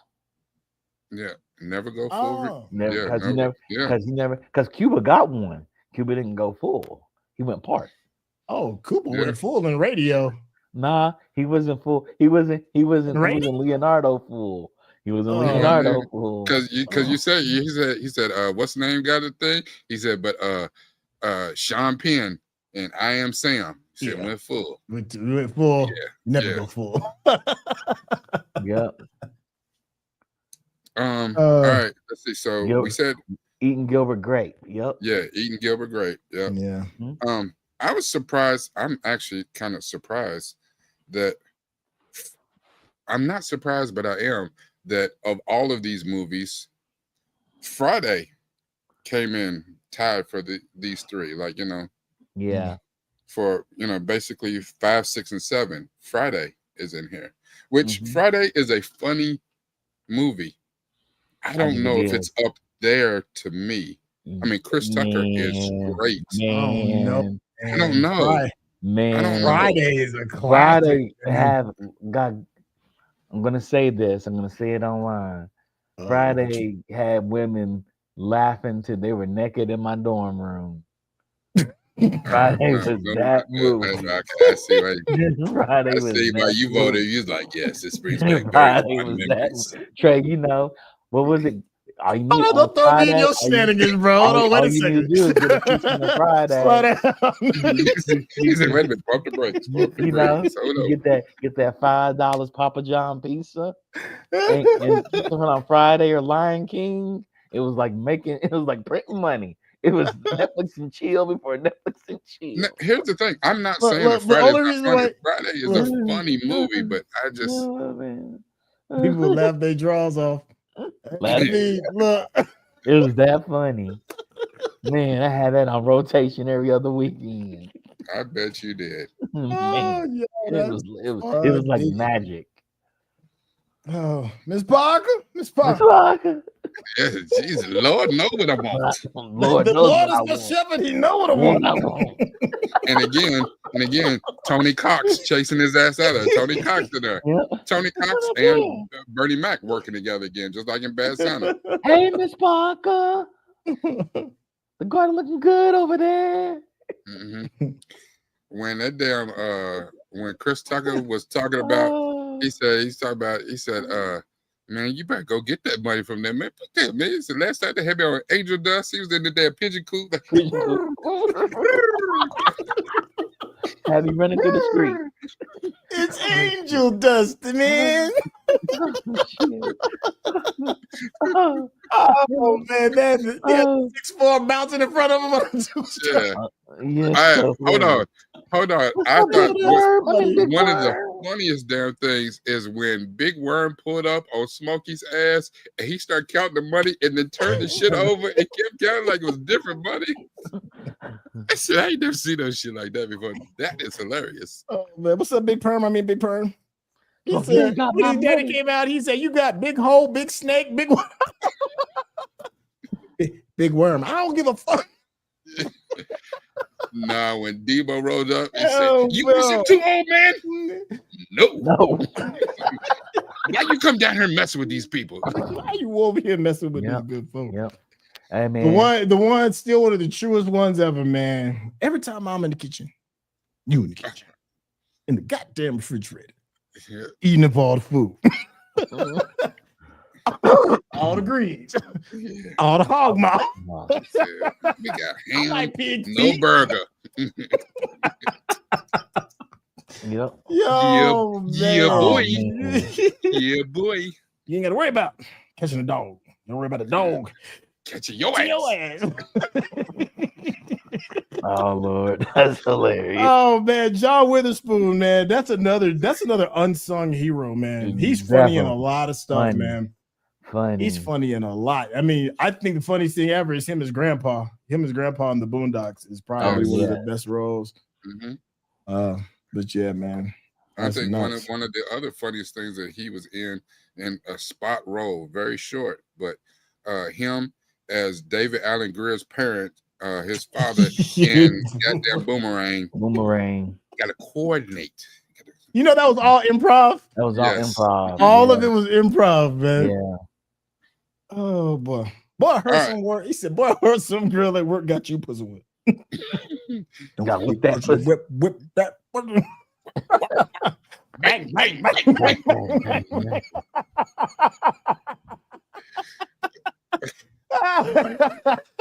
Yeah, dude, man. Oh my gosh. He was a legend, man. Listen, in that damn what was it in the second Friday movie when he was driving to go save Craig's ass and them tacos at the food was messing his stomach up and he has to pull over. Oh. He said, oh damn. And don't go in there now for about 45 minutes. 45 minutes. I still say that to this day. I say it all the time. Oh my gosh. And you know what? I say it so much that my kids know what it is and know where it comes from, but my kids have never seen Friday. That's so crazy. Wow. That's nuts. Doing your kids a disservice. No, it's just because they're still a little bit young to see Friday. Like Ryan's old enough to see Friday. And I know they see stuff, but I don't think that they understand what they see now. They just see some hood stuff with a bunch of cussing, and I don't think they'll get it. Hot sauce in my burrito, baby. I was around their age when they Rand's age when he saw it. Yeah, and he would be old enough to see it. Yeah. Oh yeah. I think all but the baby would understand what's going on. Yeah, maybe, but it's hard to get them to sit long enough to watch anything because they are a TikTok generation. They are a TikTok generation. That's true. I mean, you better hold on to these classics now because there's a good chance. Yeah. I mean, time is moving a different way. Yeah, or you watch it online and somebody been and changed the movie or sanitized it and we say that all the time. Me and the second one. The second one wasn't good, but it did have it did have some of its own moments. It's like look what you did to my dog. He's scarred.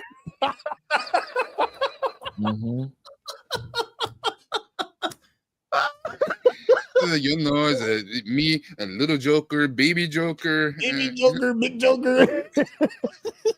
Hilarious. Say hello to my Aztec warrior. Yo, that joint was so funny, man.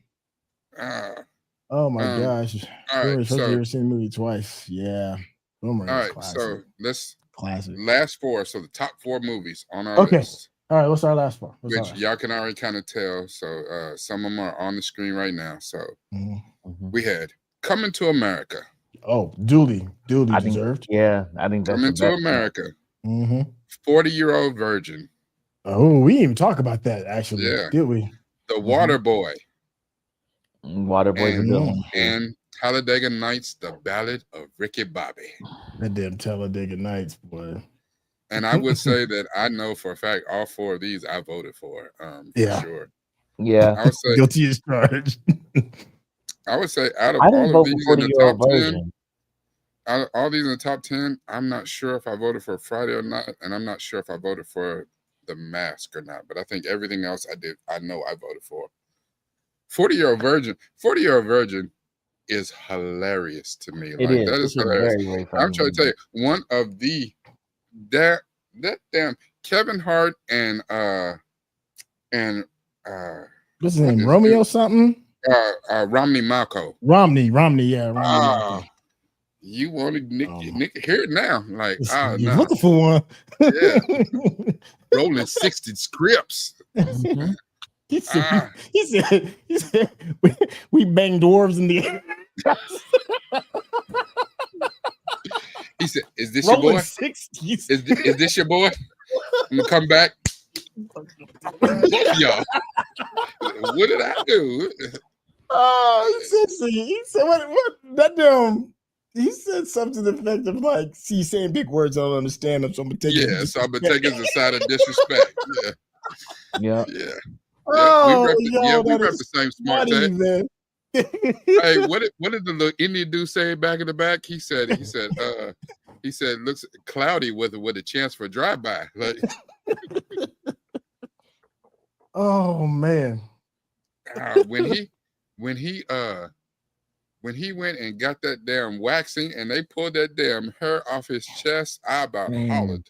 I heard they did that for real. I heard that wasn't like CG, like they really did that to him. They really did that. That was practical. Crazy. It's crazy. None of the John Candy films made it. We did talk about Uncle Buck. I think we talked about Uncle Buck. We didn't talk about The Great Outdoors and Harry Scrum. The Great Outdoors is funny as hell, though. I think I've seen The Great Outdoors. But yeah. And again, those are things that you're talking about. If I put them on the list, like this list could have easily went to 100, 200, just with some of the other stuff that we've talked about since we've been on here. But if you could only vote for 10, what is in your top 10? I don't know if anybody would honestly like, because you look at some of the ones that we had on here that are great. Golden classics. The Big Lebowski got 0 votes. None. Nothing dropped. All right. I never seen Pure Luck with Martin Short and Danny Glover. I just know Martin Danny Short and Danny Glover? Yeah, I just know he's too old for this shit. Yeah. I gotta go to IMDb. I think I saw Pure Luck. I just can't remember it. I ain't seen that. Oh, I remember the poster board. I didn't see this though. All right, so 40-Year-Old Virgin. 40-Year-Old Virgin is hilarious, but let's talk about that one. Coming to America. Eddie made so many good, hilarious movies. I'm thinking about a bunch of movies you forgot too. Okay. The Gene Wilder, Eddie Murphy movie. I mean, Gene Wilder, Richard Pryor movies. Well, we talked about those. We talked Hear about no evil, Hear no evil, see no evil. Another You. They did like 4 movies, right? They did like 4 movies. Silver Streak. Silver Streak. Silver Streak, is that the one when Gene did blackface in jail? They were on the train or something, right? Yeah. Yes. I don't remember it, but I know they was on a train for something. Oh yeah, I barely remember Pure Luck. Yeah, you were talking about Coming to America. I think if I had to pick, gun to my head, they're like, you got to pick one. I think it might be Coming to America is the greatest of all time. If I'm sitting here, because I'm thinking about just funny to me and impact, like everything. Yeah, quotables. Think of how many movies can you think of that's quoted more than Coming to America? Like, not a lot. And especially not for the culture. It might be one of the most quoted movies. I remember, and thank you, because Meme loves space. You're absolutely right. Yeah. When I remember my church bought out an entire theater for everybody to go, and we had like several several screens and went and saw Black Panther the weekend it came out. But not as only people dressed up as what they think Wakanda looks like. There was a shitload of people dressed up like they were straight out of Zamunda. Because they're like, that's really the only other example that we have got of that type of, you know, Black wealth and Black excellence or whatever. And it still translates today. Hell, you put that lion over your shoulder and drop the rose petals on the ground in front of you, already know, like, no explanation needed. Yep. I don't know. I love. I mean, it was the first time we had seen somebody do that many faces too, as well, that I can remember. I don't remember it. If it had been done, it was nowhere near on the same success as Coming to America. I mean, Arsenio in his prime. Come on, let's talk about John Amos. Finally, he's not all on Good Times anymore. He's now the proud owner of McDowell's. McDowell's. I know we got a lawsuit paper in there from McDonald's. It ain't the same thing. They got the Golden Arches. I got the Golden Arcs. Yeah. Oh man. And that's it. When he said, "Baby girl, I told you." When I say he got his own money, he got his own money. And even the little side stuff too was so classic. Everything from the "Let Your Soul Glow" song. Oh my god! Everything. Oh my god! Good and classic about it. So "She's Your Queen to Be." That song. That right there. Woo! Listen, that movie. Listen, the young perv in me, and they had me sold when he. Yes, it is my birthday. The royal penis is clean. I was like, listen, I'm not living my life right. Oh my god! Right? He had some baddies in there, and they washing them up. I was like, oh, I didn't even know we could do it like that. Oh, listen, whole new world, right? Whole new world. Oh. Yo, a quiet moment that I love that nobody really talks about, man. When he first walks into the damn apartment, that dude falls down the stairs. He was like, "What am I saying about this rent still being due?" He's like, "They're all falling down the stairs." He said, "Shit, are you conscious?" That joint is funny when he shows them the apartment and they got the tape outline and the dog is on there too. See, I know. Eddie coming out to the window telling New York hello, and they in New York telling "fuck you." Yes, fuck you too. Fuck you too. Oh my gosh, the white boy talking about one of these days. He said, "Today I'm on fries." No, today I'm sweeping floors, tomorrow on fries. And that's when the big money starts. Yeah. Louis Anderson. Louis Anderson. That's what it was. He was the only white person in the whole movie too, if I remember right. But even that was the thing. That was the equivalent of the same thing about Black Panther. Oh, studio. Yeah. They had to have one. Had to have one. So, Eddie picked Louis Anderson. Yep, they had to have one. Oh, damn shame what they did to that dog. There's so many classes. Yeah, man, it's way too many quotables, man. And we ain't even talk about Sexual Chocolate singing their song. Like it was so many side things. No, when they were sitting in the club auditioning women to be with them damn twins and all the girls. In my former life, I was Joan of Arc. Yes. And then Arsenio dressed up as an ugliest woman. Yeah. What about your friend? Yeah, I want you. Oh, so silly. Yeah, Arsenio went wore a dress. Yeah, I forgot about that. Yeah, I did. Yeah, it's true. That's true. Oh, that was so Hey, hilarious. little friend up too. My Your name is friend. Peaches, and we're the best boys from the film and press.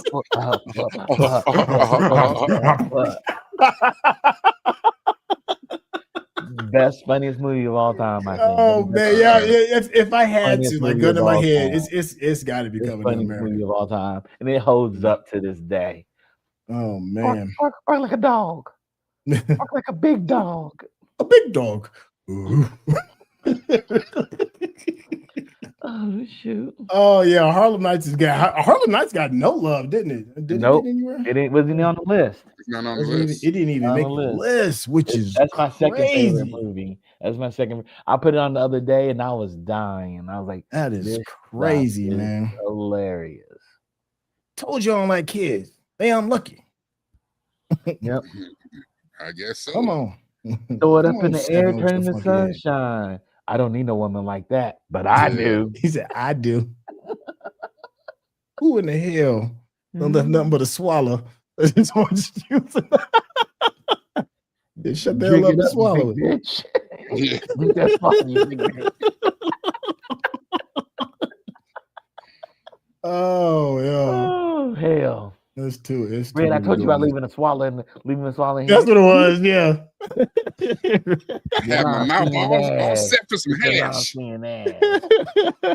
your glasses on. Put them glasses on.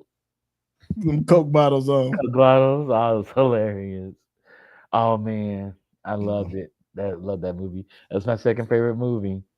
And comedy movie. And the last two movies. Listen, my 9-year-old son, because he loves football in a way that I can't even describe, his favorite movie of all time. So here recently, he's made me watch that movie with him about 20 times.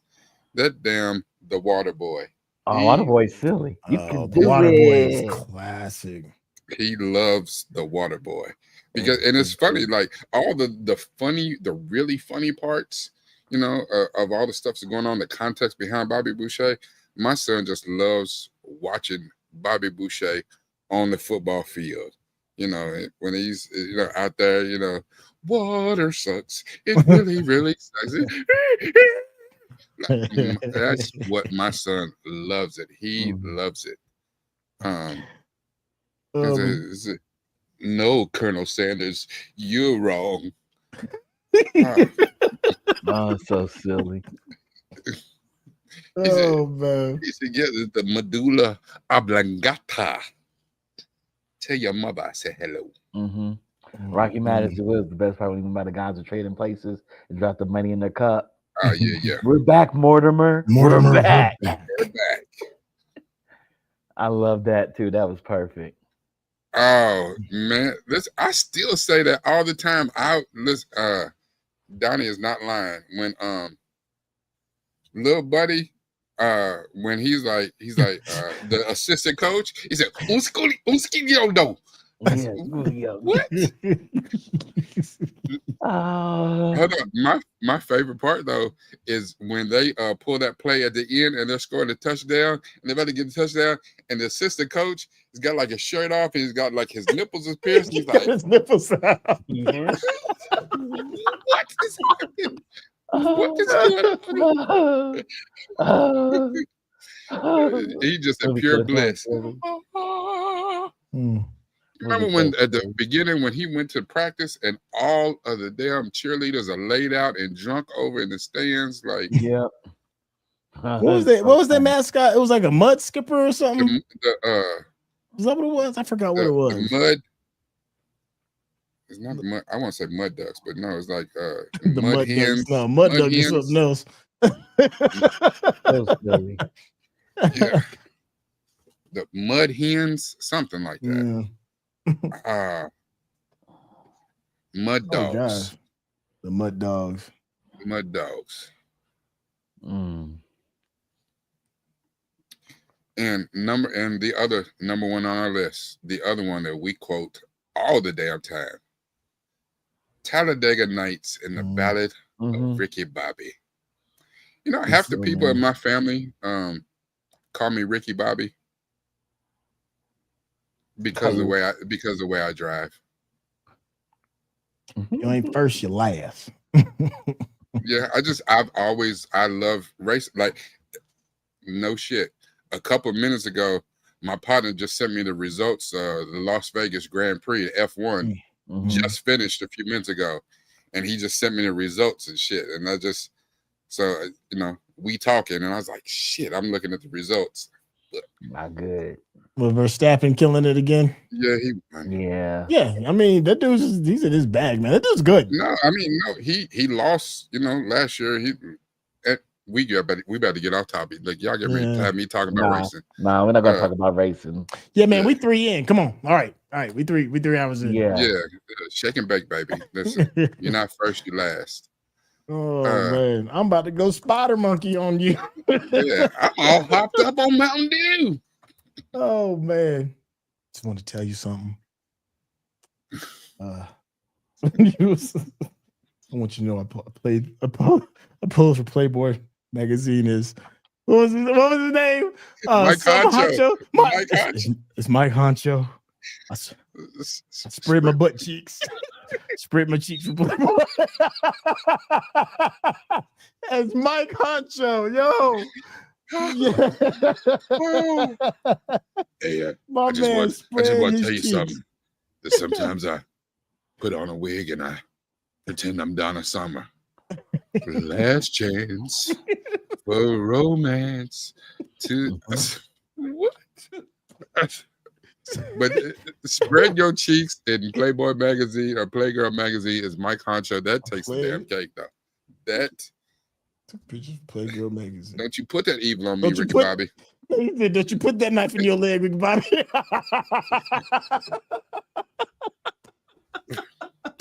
I can't walk. I'm paralyzed. Don't you put that evil on me. Shoot it to a straight. When's he gonna walk again? Ain't nothing wrong with him.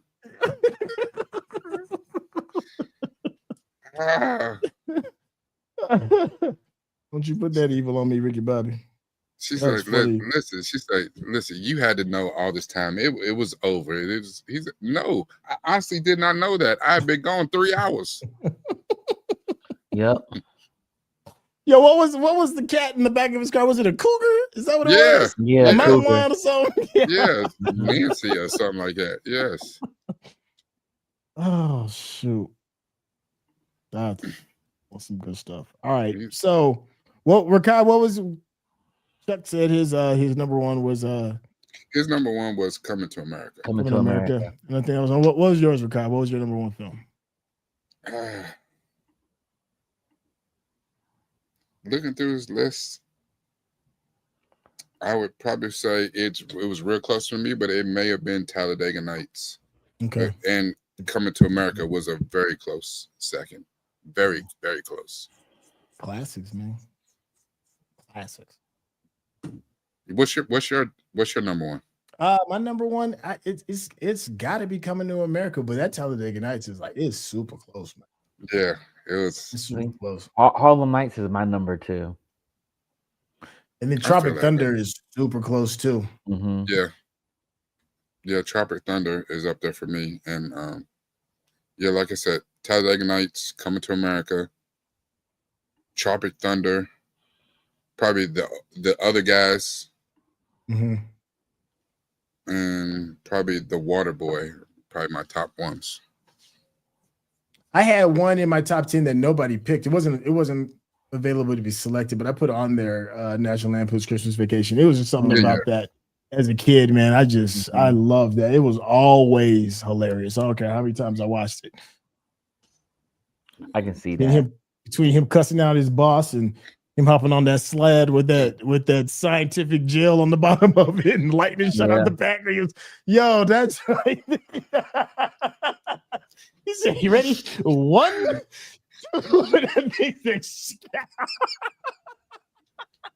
It was gone, man. His brothers showing up with Snots the dog. Oh, shitter's full. And the squirrel jumping out that tree, him cutting the turkey and the skin rolling back and the dust coming out. I love that joint, man. That's probably I got to put that on my top 3. All right, help me, Oprah. Help me, Tom Cruise. 40 for Jay Darby, 40-year-old virgin. Okay. Yeah, I feel that. Vegas. You said Vegas Vacation was better than Christmas Vacation? You smoking crack. I appreciate your opinion. Nah. Not like Vegas. Vegas Vacation is funny.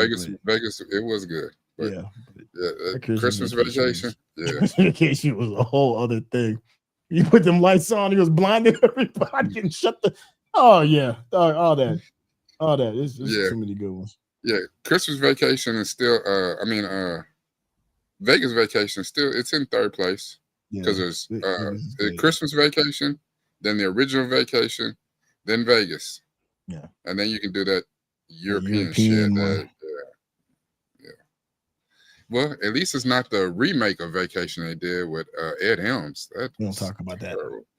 God, that was bad. All right, gentlemen, we have been on here yapping for quite a while, and I knew that this was one of those topics, just because, especially the 3 of us, we could talk about this shit all day. It's just we started late at night, and it's late, and I'm on the East Coast. Hell, it's past 1 o'clock in the morning. Yeah, it's super late. Just thinking about it got me yawning.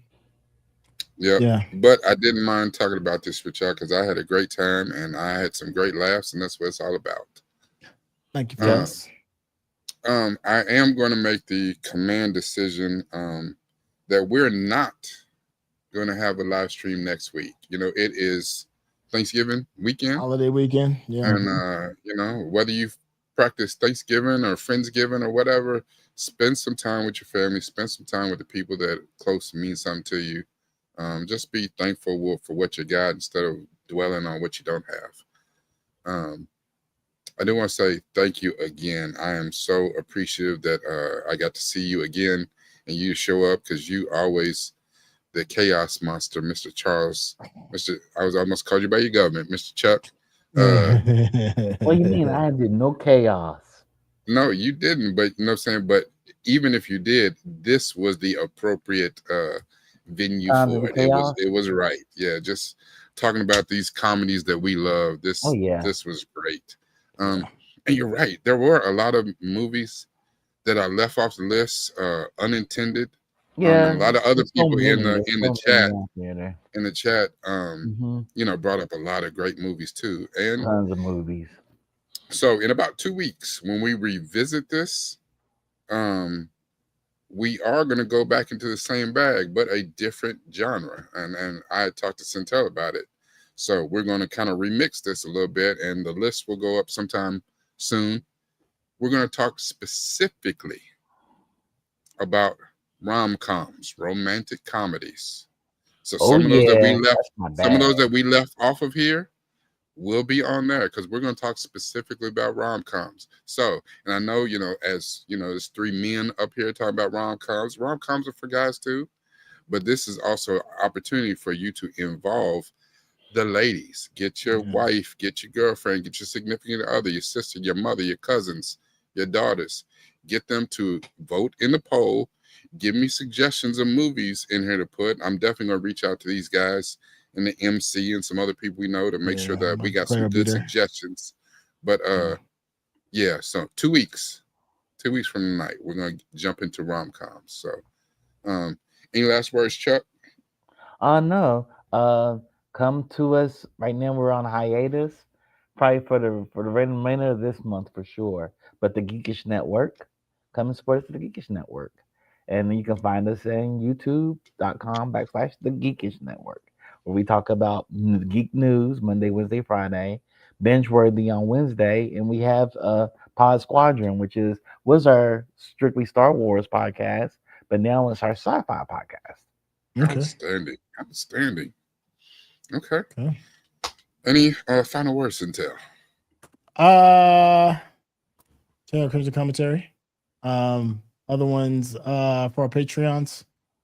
Me and Leo, we just started Peaky Blinders. We just started, so it's not up on Patreon just yet. We're gonna stack a little bit more before we release it to Patreon, and then we're gonna wait a little bit longer before we release it to actual YouTube. So we love our gangster films. So that's it. I think it's only really big news. Me and Rakai got a bunch of stuff lined up, so definitely stay locked into the channel. I did not know that y'all were doing Peaky Blinders. I'm gonna have to watch those because I've avoided watching it, but oh, I thought you said you had seen that. Okay. I've never seen Peaky Blinders. No. Huh. Okay. That's good to know. All right. I appreciate that. So thank you, Centel. Like you said, we have a lot of stuff lined up to watch. Reactions over on his channel. I have started. I've got a reaction or two that I did by myself up on. It's in my Patreon right now. It's not in YouTube. It's in my Patreon. So and I'm branching out. I'll do a few more of those, and we'll see. Maybe I'll get them on YouTube at some point, but they're in my Patreon right now. Oh, there's apparently we got sound effects in the actual StreamYard. I was just nice. And so yeah, some more stuff. Yeah, I'm gonna get more active in what's going up on YouTube, but I've been trying to focus on getting these reactions out on Patreon. So if you're not in Patreon, you definitely need to get in there. We are on hiatus over on the Geekish Network for the rest of the month, but we will be coming back. We may do a show or two on Bingeworthy before the year's out in the month of December. But we're definitely, if nothing else, we're going to do our end of the year review. So we're going to talk about what we did watch this year and what we're looking forward to in next year. So that's definitely going to be a high mark. You also absolutely need to check out Geek Beast Monday, Wednesday, and Friday, and check out Pod Squadron when it comes out, because there's a lot of great sci-fi out, not just Star Wars. I know that Star Trek is about to pop out with a new Starfleet Academy that'll be coming soon. There's a lot of great sci-fi out, so make sure you check us out on the Geekish Network on YouTube and Twitch as well, and wherever else. Thank you to everybody who was in the chat. Thank you for engaging. Thank you for being active. We couldn't do this without you, and we will see you in 2 weeks.